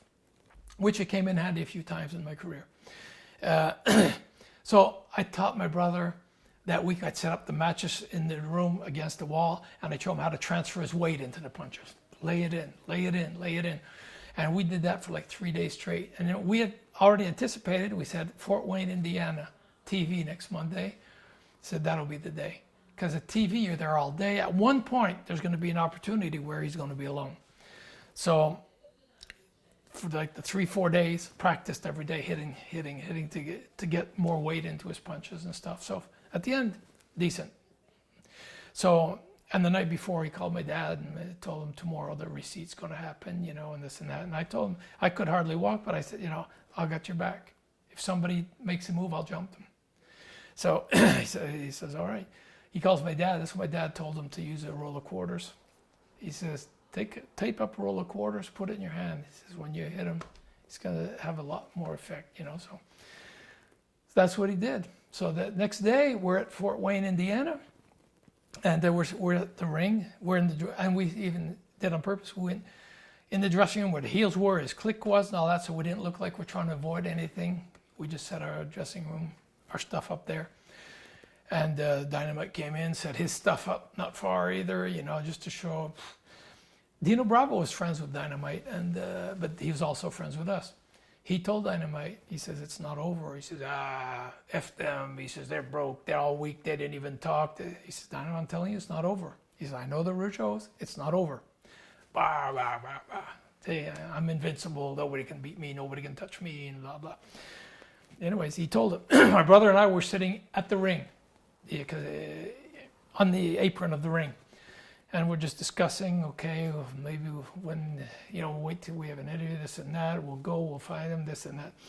Then Vince comes out to the ring because he heard what had happened. He says, hey guys, how you doing? I said, fine, Vince, how are you? He says, good. He says, I've got a meeting with Hogan now. And he says, right after that, he said, I'd like to have a talk with you guys. No problem, Vince. So that's what my brother said. He says, we got to do it now. Because he's probably going to say, I heard what happened, what happened, this and that. And if there's any more problems, I'm going to have to fire you guys, whatever. He says, we have to do it now. But I said, okay, let's go. So we got up from the ring. We went back. And then everybody was over at the cafeteria. So we were on our way over to the cafeteria. And then we crossed Pat Patterson. He was just coming out of there. So we're like 30 feet from the door of the cafeteria. And Pat stops, hey guys, how are you? Pat knew what was going on also. And Pat knew it wasn't going to end there too. Because Pat was there one night. I don't know if you remember a wrestler called Zarinoff Leboeuf here in Quebec. He was tag team with Gilles the Fish Poisson back in the 70s. Grand Prix. So if you Google up Zarinoff Leboeuf, you'll see him and Gilles Poisson were Grand Prix tag team champions, this and that. He had roughed up my brother Armand when he started because he was insulted that they had booked him against my brother Armand because my brother didn't have enough experience, and he was a former champion and all that. We're in Rimouski. My brother comes out of the ring. His face is all marked. His eyes are glazed over. I said, what happened to you? He said, I don't know. He was marked everywhere. He said, I don't know. He was pissed off about something. I asked the referee, what happened? Was that enough out there? He said, I don't know. He says, I think he was upset because he felt insulted they booked your brother against him because he didn't have it. He felt your brother didn't have enough experience. Is that so? So that night I checked. I looked at every hotel in Rimouski. I looked for Zadinov Leboeuf. Never found him. 3 days later, we're in La Beauce wrestling. I'm wrestling Pat Patterson on the main event. On the earlier match is Louis Laurence. Louis Laurence against Zadinov Leboeuf. For whatever reason, Louis never showed up. So I told Gino, I said, because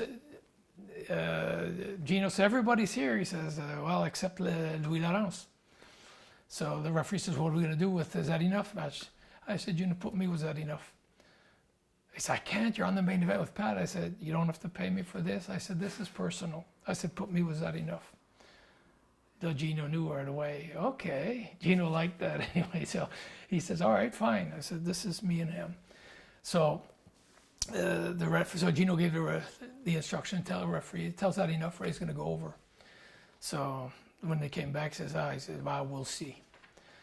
I said, we'll leave it at that. I said, I'm going over. So we got, just before going out, Edward Carpentier says, hey, Ray, he says, be careful, because he says, if he gets you down, he's going to cripple you. I said, well, thank you, Edward. You know, I said, because he was used to beating guys up pretty bad, kicking them in the face and this and that. So I said, I appreciate it, but I said, he has to get me down. We get into the ring, I get there, and I say, you were pretty tough against my young brother the other day. So he says, so? He's, what the F do you care? I said, I do.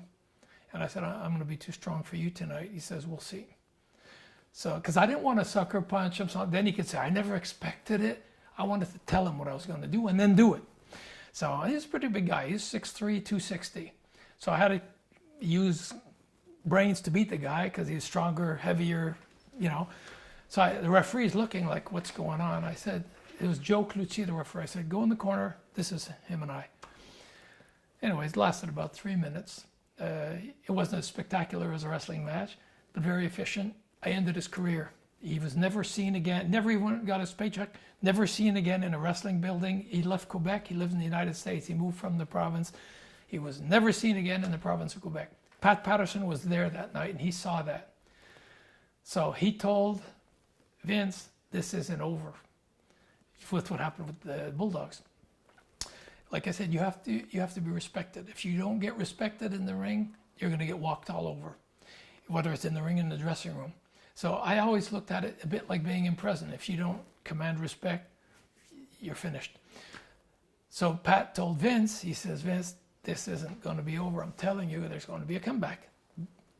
Dino Bravo was telling Dynamite, this isn't over. He says, yes, it is, F them and this and that. And he said, I'm telling you it's not over. So we head over. I crossed Pat Patterson 30 feet before the door with the cafeteria. We're trying to find where is he right now. Now we're going to keep an eye on him. As soon as he doesn't have 50 people around him, he's going to get his receipt.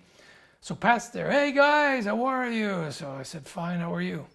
He's good. He said, what's new? Nothing. I says, so nothing's new. He knew. He's just trying to see if we're going to talk. No, nothing's new. And all of a sudden, it's funny because Pat Patterson's in front of me. I'm looking next to him. I'm not really hearing what he's saying because all of a sudden we see Davey Boy Smith walks by. Don Morocco walks by. Ultimate Warrior walks by. We're starting to think there are a lot less bodyguards around him right now. And so I'm looking at Pat, but I'm looking at who's coming by. So I'm looking, oh, okay, the odds are getting better here. All of a sudden, Dynamite comes out, and he was alone.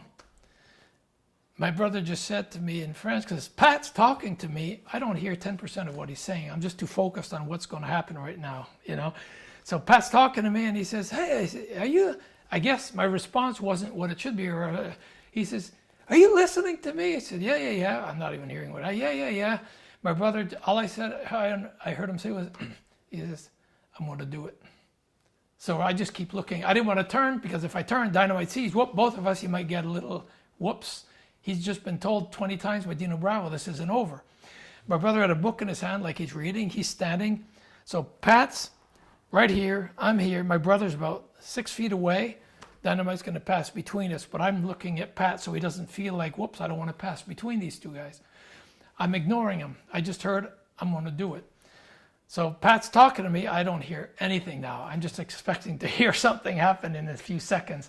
I see him coming up to it, and all of a sudden I hear, pow, right in the mouth. That's when Pat went, hey, hey. I grabbed Pat, and I pushed him in the wall. I said, butt out. I said, this doesn't concern you. And he's yelling, guys, come and stop this. And I had Pat by the clothes holding him there. I didn't want him to stop it. And it was funny because, like I said, my brother, he's never claimed to be a fighter. He's never, and he hit him. He expected Dynamite to fall down. He lost 4 teeth when that punch came. And but he was staggered. His eyes were crossed. He was just staggered. When I turned, my brother was in front of him. And it was funny as to like I was playing a robot game. I was going, jab, jab. And Dynamite's like trying to keep his feet. His feet were like slipping all over. He's knocked out standing up. Hit him, just go into him. But it's funny because I was calling the shots. Hit him, jab, jab. And then Bad News Brown came out. A couple of guys, Pat jumped in. I said, stop this. They were holding Dynamite up. The blood was all over the place. I said, good job. I said, on Bad News came up to, what is this, 2-on-1? I said, hey, buddy, my hands are clean. He did this by himself. So then they all went to Dynamite. Like I said, he had 4 teeth that were gone. The blood was all over the place. So we turned. I said, now we need to go see Vince. So we went to see Vince, knocked at the door. Vince says, what is it, guys? I said, we need to talk to you. He says, well, I'm not done with Hogan. I turned to Vince. I said, we need to talk to you now. And I point to my brother's hands. He sees the blood all over. He says, oh, shit. Like I'm too late, And he knew it was going to happen too, but he didn't figure it so fast. When he came to talk to us, it provoked us to have it fast. He provoked the event quicker. So that's when Hulk says, hey, brother, I'm out of here.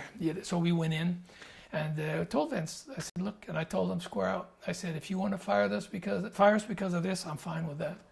I said, with what happened the other night, I said, we didn't look for this. And I said, what he did was uncalled for. But I said, we couldn't live with this. And I said, the rest of my life, I have to get up every day, look myself in the mirror to comb my hair. And I said, I wouldn't be able to do that if it would have just stayed like that. So I said, if you want to fire us now, I said, that's fine. I can live with that. He says, no, I don't want to fire you guys. I want to keep you. He says, but stay here. He said, I'm going to go get them. This has to stop now. He went and he says, you don't open the door to anybody. Because, situations like that can get out of hand real quick. You can get a mob thing going on, So we're in the small dressing room, about 10 by 12, and the door's locked, and he says, don't open to anybody. He says, I'll come back. He came back about 10 minutes later. He says, okay, guys, I want you, he says, just for the update, Bulldogs, they taken him to the hospital. He said, he's pretty messed up. He said, his teeth are gone, his face is, he says, if you wanted a visual impact, you did a hell of a job. So, but he says, now, he says, I want you guys to leave for tonight. He says, come to Cleveland tomorrow.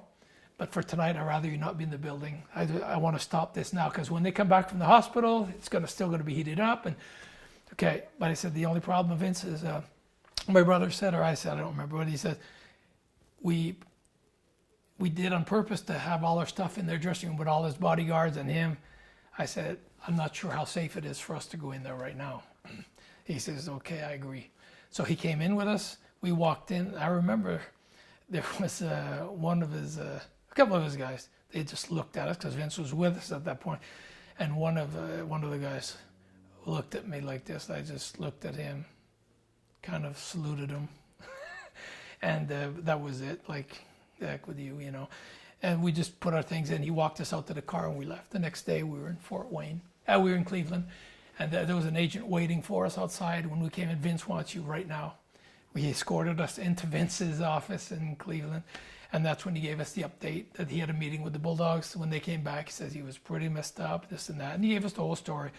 And basically that's where he says he told the Bulldogs if there was any problems, he says, the 4 of you will be fired. He says, I said that to calm the things. I will never fire you guys. But he said, I wanted that straight. He says, this has to stop. Because he says, I told him. He says, okay. He says, now what? Don says, oh, I'm going to break their legs. I'm going to do this, do that. Okay, fine. He says, obviously you saw that things won't end there. He says, what? So you hit him, they retaliated. You'll have the leg's broken, do you think they're just going to go home and say, okay, well, we're crippled now, we'll go home and it's going to end like that? He says, what, 6 months later, you'll come out of a restaurant with your wife and somebody will hit you in the back of the head with a baseball bat? Then what? You'll have somebody killed in their family? He says, this ends now. You know, finally, it calmed everything down. And I remember Vince, he had said, there's one condition. He says, they're going to pay for my teeth. This and that. Vince said, okay. So when Vince said that, I said, no way. Okay, relax. He said, I'll pay for the teeth. He says, I said that to calm things down. I'll pay for it. Okay. This, for him, that was like, okay, they're going to pay to have my teeth fixed. I'll pay for it. I said, fine, but I'm not paying for his teeth.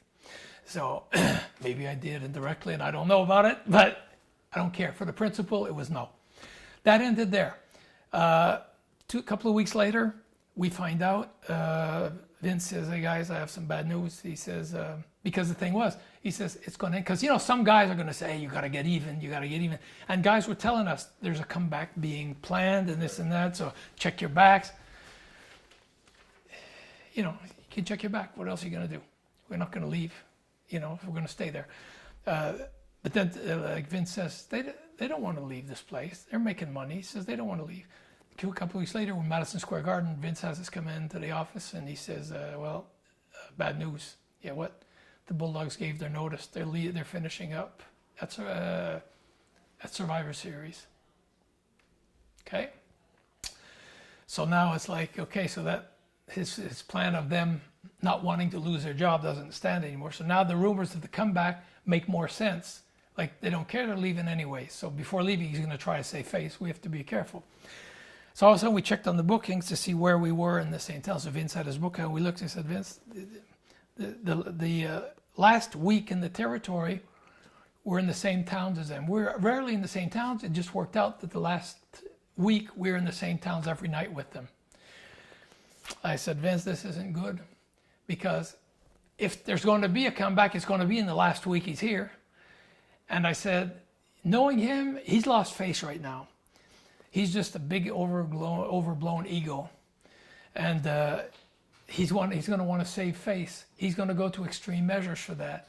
So I said, you know, knowing the person, I said, it's very possible that we could cross him in a hallway in a building, and just thinking funny like he is, he's walking by and he might just go like this. I said, if he gets within striking distance of me and if I feel threatened, I'm going to nail him. You know, so I said, there's a potential of something bad happening here. He says, I agree. So what he did is, he had the last night before the week we were going to spend with them, they were going home on tour because they weren't doing TV anymore because they were leaving. So Vince set up a meeting at San Francisco Airport. We're taping at San Francisco. He had them coming in, go through San Francisco before going to Calgary to meet. So Vince set up a meeting in the Admirals Club. The two Bulldogs, my brother and myself, and Vince. That's the first time we'd seen each other since the comeback. So at this point, because like I said, everybody pumps everybody to see what can we create here. So we said, it's good that we see each other first to diffuse anything, or just, you know, if he has a problem, say it. You know, we'll talk to you without having 50 guys pushing you. So we met there. We came in, we sat down. So Vince started by speech by, you know, I don't remember what he said, but he started the first 2-3 minutes like to set the table. And he says, like he was saying, I spoke with the Rougeaus, I spoke with the Bulldogs, you know, he's telling them he spoke with us, he spoke with them. And he says, Dynamite gave me his word that this is over. And so anyways, we talked. And Dynamite says, you know, I don't appreciate the being sucker punched and this and that. I said, your attack on my brother in Miami, it was uninvited. It was out of nowhere, you know, and unjustified. I said, whatever you heard, I said, it was unjustified. At that point, everybody knew that Kurt Hennig had been in the middle of that. So I said, you don't need an invitation to go to war. So bottom line, and then my brother started to want to talk, and I told him in French, shut up. There was enough heat.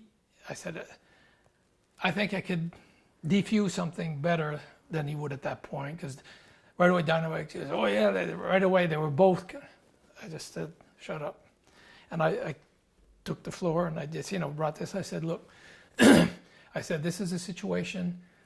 You initiated something. There was a comeback. Vince said, you have spoken. He said that you gave your word to Vince that this was over. I said, your word is good enough for me.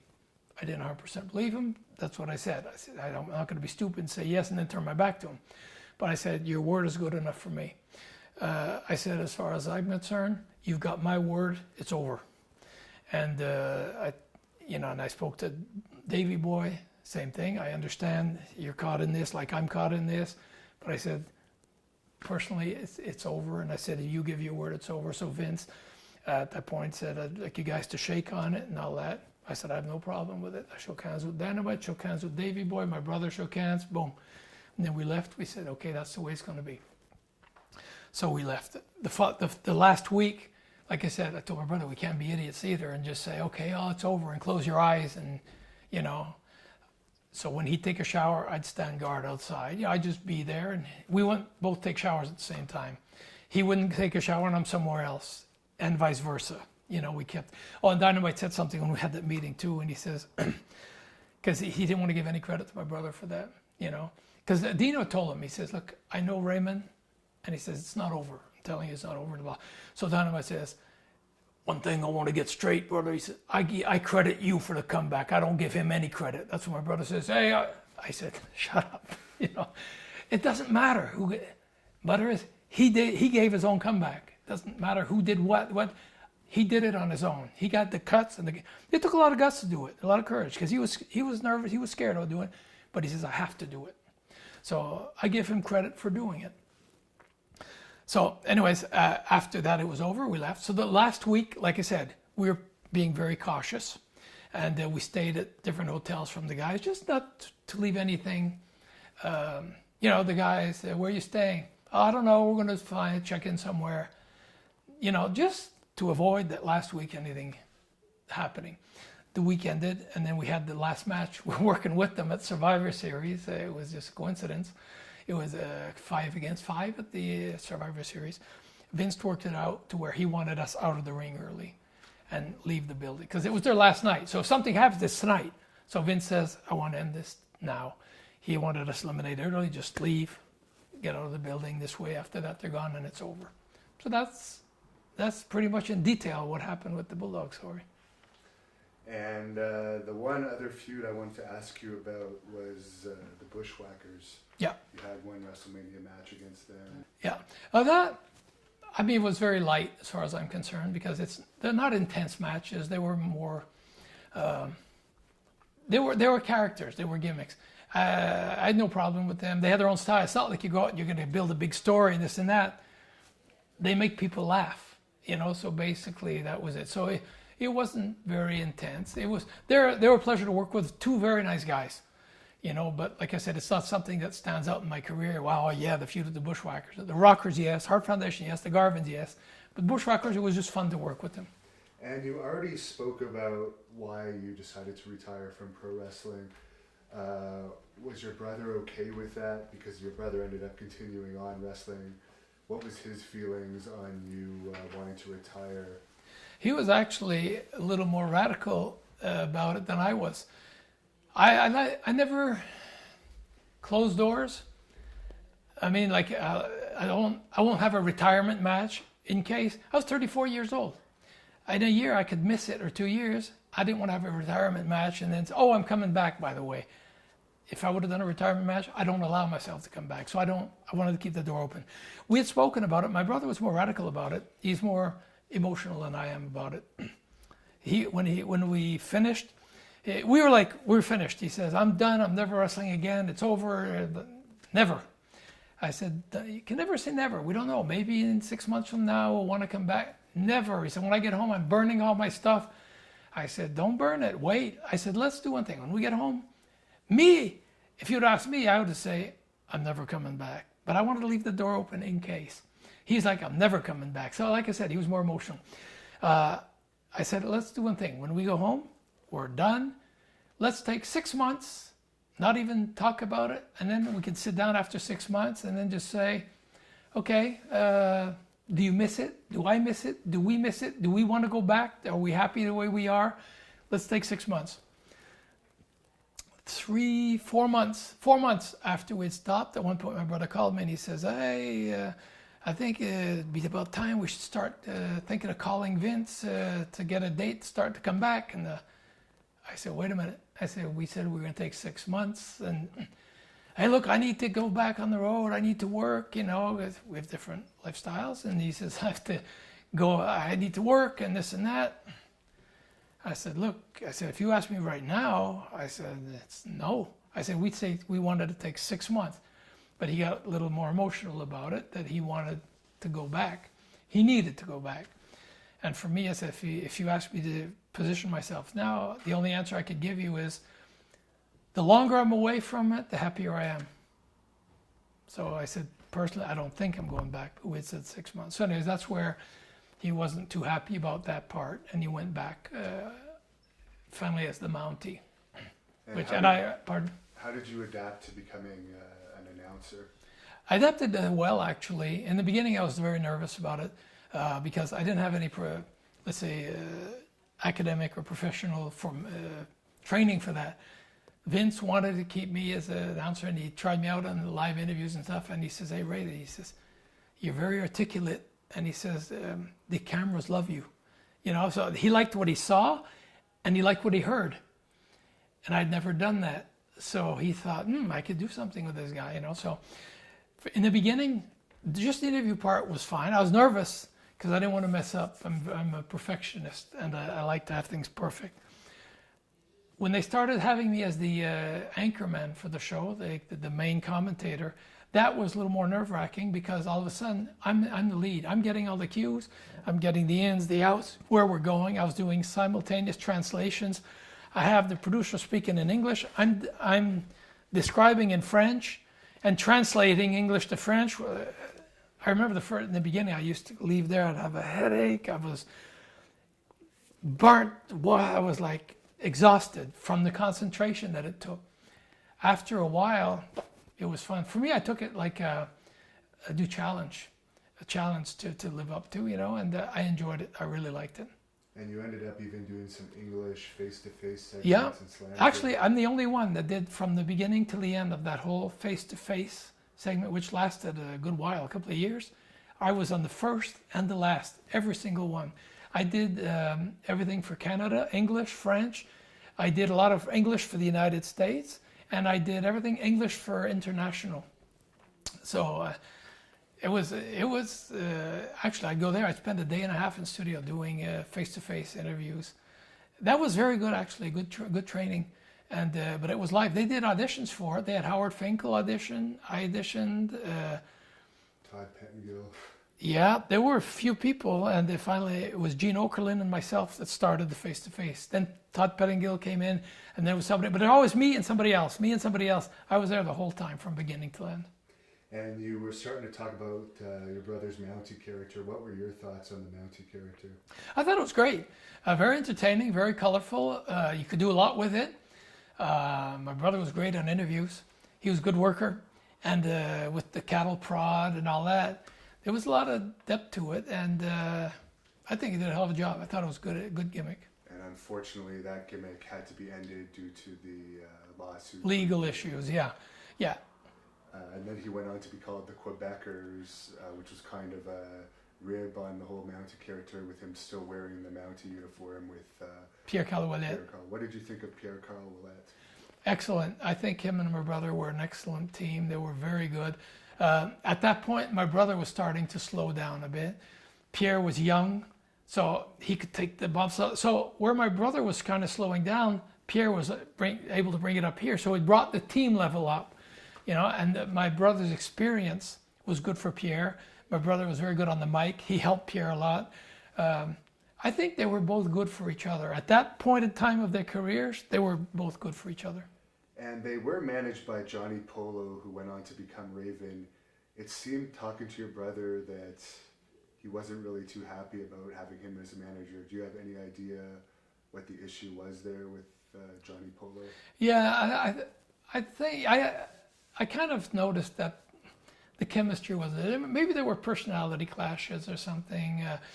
Maybe Johnny Polo wasn't really happy as being a manager either at that point, because he wanted probably to be more in the ring, but he was stuck in a manager position. So I think everybody, like he wasn't where he wanted to be, so he wasn't putting everything into it, and maybe the personalities weren't quite there. I think it's a whole, it's circumstantial, I think. So your brother Jacques had a successful run as the Quebecers. I believe they were tag team champions 3 times. Then he eventually decided to have his first official retirement match in 1992 at the Montreal Forum, which I believe was sold out. Yes, it was. Yeah. Probably the last legitimate sellout. Yeah, probably. Yeah. And you managed Jacques for that. What are your memories of that night? It was a very emotional evening. I thought it was officially his retirement match. So I was like, for me, it was the end of an era. Me, I had already retired. So my father, my uncle, everybody's out of it. There was only Jacques left in the in the family that was in the business. And it was, for me, it was like the end of a whole era of the Rougeau family in the wrestling business. So for me, it was emotional also. So it was memorable. The atmosphere, the everything you felt the intensity, the emotion in the place. It was really a nice evening. And the next really big match that you were involved with in Montreal, I guess, was your boxing match against Owen Hart with George Chavallo as the special guest referee. No, George Chavallo was Owen Hart's manager. He trained with, he was Owen Hart's trainer, and he was his corner man during the match. And your father was your corner man. I had Dino Clavet, which was a professional boxer, and my father in my corner. And what are your memories of that, and how did that whole situation come about? That was great. It was the thing that happened for me. I was retired. I was gone. I'd never officially retired, so I could always keep the door open. My son, I retired 5 months before my son was born, so he never saw me in the ring. When he was at that point he was 7 years old when I did the match. When he was asking me about it and stuff, he was 6 years old. He said, "Dad, am I ever going to see you in the ring?" Because he was watching me as a commentator, watching me doing interviews, watching the WWF. "Am I ever going to see you in the ring? I'd like to see you wrestle," and this and that. I said, "Oh, I don't know. I don't think so. I'd love to see you," and this and that. I have one son. What do we do for our kids, huh? Get back into shape and get back into the ring. But I said, eventually, I was like, it would be fun, maybe. And so, but I didn't. For my wrestling career, I'd done everything I had wanted to do in my career. I couldn't get the motivation up to come back and wrestle another match. Out of the blue, why, for what? I just couldn't get into it. I always liked boxing, like I told you. I always loved boxing. And I came to Vince and I said, "Vince, I'd like to come back to do a boxing match." I wanted to do it with Shawn Michaels originally. But at that point, evidently, we'd have a boxing match. I was going to go over in the boxing match, and Bret had left. Vince was building Shawn up, to be his next superstar. It wouldn't be good for Shawn. So, and I understood that perfectly, but I just suggested Shawn because we'd work together as the Rockers, this and that, and I knew he was a good worker. I said, he's in great shape. I knew I'd be in great shape too, so I wanted somebody to be in shape. I said, we'd have a good boxing match. Then it wasn't, like I said, the timing wasn't good for that. That's where they suggested Owen Hart. I said, "Yeah, Owen's fine. Yeah, he's professional. He's very dedicated." And I knew, that'll be fine. So that's how that came about. We did an angle where the show before the Forum, I was announcing this and that. And Owen Hart came and hit me from back in the ring, stomped me, this and that, which broke me to come back. But I challenged him to the boxing match, and that's where we brought that up. And what was the fan reaction to that? Oh, it was great. It was great. It's funny because our business is at work, but I trained 6 months for that one match. I was running every day. I was doing 1,500 sit-ups a day, jumping rope for 30 minutes a day. I was doing 10 rounds of heavy bag, speed bag, running 3 miles every day. I dropped 20 pounds. I had a six-pack. It was like I was 41 years old when I did that. Am I not mistaken, was that the first WWE show at the Molson Center? You're correct. That was the first event at the Molson Center. So we were on that card. It was a hell of a turnout too. So you were involved in the last major show at the Forum. Yep. And the first at the Molson Center, which is now the Bell Center. And as I was reading on Wikipedia, I hadn't heard of this until recently, that you actually had a 6-man tag team match in the late 90s with Jacques and Pierre against Edge, Sean Stasiak, and Tom Brady. Right. That was back then, because of my working visas, my working visa was as, like when they brought them out, was as a wrestler. I'm a commentator now. And there was one guy, Guy Horay, which was with Edward Carpentier doing the French commentator. He left on bad terms with the WWF. And so then he was trying to have me barred from doing interviews because he said his working visa's for a wrestler and he's working as a commentator, it's fraudulent, this and that. He was threatening Vince. He was actually trying to blackmail Vince for money out of that. So anyways, Vince has a lot of legal people and stuff, and he says, hey, he says, Ray, you can still wrestle? Sure. So they booked the match. We did the one match, you know. He still wrestles. If they want to see, he's as a wrestler, sure. And they show the match. This is the date. Doesn't have to wrestle every day. I can still wrestle. So that's why we did that. So you actually did team with the Quebecers one Yep. time only. Yeah, yeah. And I guess that was after Jacques had his first comeback after his first Yeah. retirement and returned Yeah. to the WWE. Like I said, it was just like I said, just for legal matters, just to say he's still wrestling. And what led to the end of your announcing days with the WWE in, I believe, 2002? February 2002. We had the contract with RDS here in Quebec, and but the big contract, that's not the big paying one here. It was Europe. It was Canal Plus in France. We were every week showing on in France, Switzerland, Belgium, and Africa. That was a big money contract for the WWF. And then at one point with the WCW thing, Ted Turner was trying to cut Vince everywhere he could. He approached Canal Plus with them. He'll charge them a quarter of what the WWF is charging. Plus, I'll give you a whole bunch of stuff from Turner Broadcasting and this and that. So for them, it was like, oh, geez. They told Vince, if you can meet his price, he had got the competition. I think they were paying Vince over $1 million a year to air his show. Turner came out, I'll charge you $250,000 a year. And I'll give you other shows you can air at your will. So they said, Vince, can you lower your price like that? For Vince, it was out of the question. So at that point, they stopped. At that point, they started also bugging. They were starting to pay later, and this and that. And then Vince says, the heck with that. So they stopped airing. The only show we were going to be doing at that point was just for Quebec here for RDS, but it wasn't business-wise. It wasn't viable. It wasn't. Vince is a businessman, and he said it wasn't viable. So that's where we stopped airing the French, and it was fine with me because it had been 5 months. I'd been questioning also about going to New York every week and taking the planes. On September 11th, with the terrorist attacks, 15 minutes before the first attack, 20 minutes before the first jet hit the towers, I was in another jet landing in the JFK, in LaGuardia. We turned over the Twin Towers at 8:15. At 8:35, the first jet hit. I'm thinking, and for a few months, I'd been telling my wife, I'm like, why am I still doing this? I was tired of traveling at that point all the time, and it was every week now. So I was considering stopping, but then again, I was making money, working 1 day a week, and loving what I was doing. Because for 5 years, I had fun. I had my own airplane. I flew myself to New York every week. So now I love to fly. I'm flying to New York. My expenses were paid and all that. But when the company, so I would have continued like that forever. I'm going to work. I love doing commentating. I love flying, and I'm being paid for both. What more can you ask for?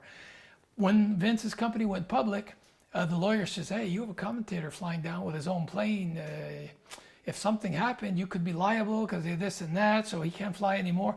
So that's why I started flying commercial again, which was no more fun.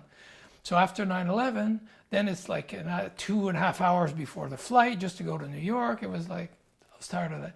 So when we came to February and there was no more French TV, it was no big deal for me. It was like, it just worked out perfect. I'd been questioning for a few months if I wanted to continue, and then this came out. It just ended it well. And you brought up WCW. Your brother went to WCW for a brief time. Yep. They were throwing around a lot of money. Were you ever offered any positions with WCW? Yeah, and it was, when my brother went to WCW with Pierre, some people were thinking, what about Ray? Do you think he might switch? I'd been approached by WCW. They offered to triple my salary to go to WCW. And I said, no. And I said, don't call here anymore.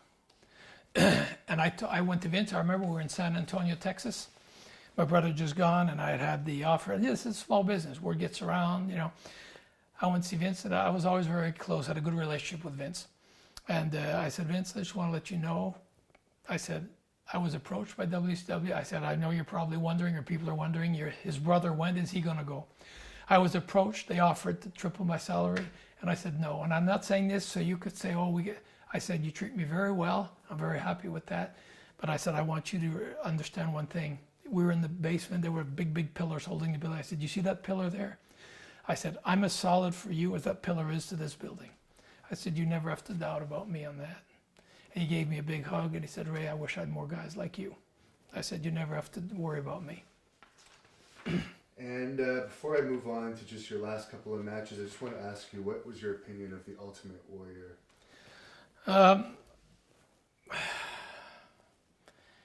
He's not a guy I appreciated more, particularly in that era with the Bulldog thing. He was one of Dynamite's sidekicks. Bulldogs, right? Yeah, he was one of Dynamite's sidekicks, and he was trying to be a little intimidating in the dressing room. Also, just saying things to other guys, like trying to make it like we're not supposed to hear, but I want them to hear, like, this isn't over, little stuff like that. So he's playing a little game. So I can't say that he was one of my favorites. And also when I was commentator, some guys were very pleasant to work with. Some guys were not. He was one of the guys that was not pleasant to work with. He was always very difficult to get. Everybody, the whole crew would be done. We only have one interview left, 2-minute interview with Warrior. Later, I don't feel like you're at. He'd keep a whole crew there for like 3-4 hours until we do a 2-minute interview. So, I can't say I'm a fan. And what about Hulk Hogan? Hogan he was okay. He was always polite, always nice to me. See, the thing is, I was always a loyal guy. You saw, like I said, I turned down offers to go against Vince because Vince gave me a hell of a break, and I appreciated that. I'll never turn my back on a guy like that. For whatever the reason, I'm not judging this, that, but when I'm sitting as a bystander and I'm seeing Hogan, which we could say Hogan made Vince, Vince made Hogan, I think they both made each other. You can't turn your back on a guy like that and try to put him out of business. And all the things he was saying against WWF after that and against Vince, that I had a bit of a hard time with. Not that I don't hold a grudge against him for it, but it's just not my way of thinking, not my philosophy of doing things. But like I said, many people do many things. It's their way of seeing it. I just don't share that vision or that way of doing things. So. And in the early 2000s, your brother went back to promoting local events around Quebec, and you wrestled for him a few times against the Garvins. Yeah. Do you want to just tell us what it was like going against the Garvins again 20 years later? Yeah. And also, when exactly was your final match and where? When my brother started his promotion, I didn't want to come back into the ring at all. I was still in good shape. The only thing is I didn't feel like it, and I ended my career in the biggest federation of the world. I didn't want to start and come back and start working small local shows. So the incentive, the drive was there. The only thing is, come on, help just a few matches, help me out to start out. It'll help me just to get some momentum, and then I'll be able to go on and all that. So anyways, I thought, well, all right. He says, I'll have the Garvins come in, and I had enjoyed working with them and all that. So I said, it might be fine. But I didn't have any pressure. So, and I said at the same time, my son will be there. He'll be, he'll send me a few wrestling matches. But I did it to help my brother start out his thing. My last match, I'm trying to remember. It's been a long time. And like I said, since I didn't give that much importance to those matches, it's like it stood out. I can say when I ended WWF was in California. Royal 1990. Actually, no, I ended officially. We were in, we were in Chicago. They asked us to come in for Chicago for the Royal, but we ended at Survivor Series. They asked us, because the tour was still going on another 3 days in California after Survivor Series. So they said, could you just finish the tour? So me, officially, I gave them a notice for Survivor Series. We continued the last 3 days in California. Then they asked us to come back just for the Royal Rumble for the one match. Fine. But like I said, that's where it ended for me. My brother, it may have been in if I recall correctly, Lac Saint-Jean, in Jonquière, Lac Saint-Jean. He did one match there, and I think that was my last one. Yeah, my brother, Armand, Jacques, and myself. That might have been the last one. A 6-man tag. Yeah, we did a few 6-man tags at the end there, and I think that was it. And how do you want to be remembered? What do you want your legacy to be? It's funny because Vince told me when I was commentating, because I did breakfast with him a few times, we'd talk, and he says, Ray, he says, you are just, he says, so different from everybody. He says, it's like you're from another planet. And he says, he says, because I wasn't a party guy, didn't drink, didn't do drugs, didn't do this, didn't do that, always loyal, never jumped ship, always, even when WCW was gaining momentum, I'll stay right till the end. He's like, you're from another planet. And I said, oh, thank you, I appreciate that. What I'd like people to remember, and it was one thing he said, I always try, Nick Bockwinkel was a guy like that. When he wrestled, he always wanted to bring a certain class to the business. That's what I wanted to do also. And when I became commentator, Vince, what he said, he says, what I like about you, Ray? And I said, no. He says, you bring a touch of class to my show. I said, thank you. I never forgot that. It was like, wow, I never looked at it that way, but he says, you bring a touch of class to the show. I said, thank you, I appreciate that. If you ask me what I wanted to remember, it is I respected people. I respected the fans. I always respected the people I worked with. And I always wanted to be respected. I think the word respect, I was loyal and respectful. And I think that is it. And still today, when I'm loyal to somebody, I'm loyal right to the end.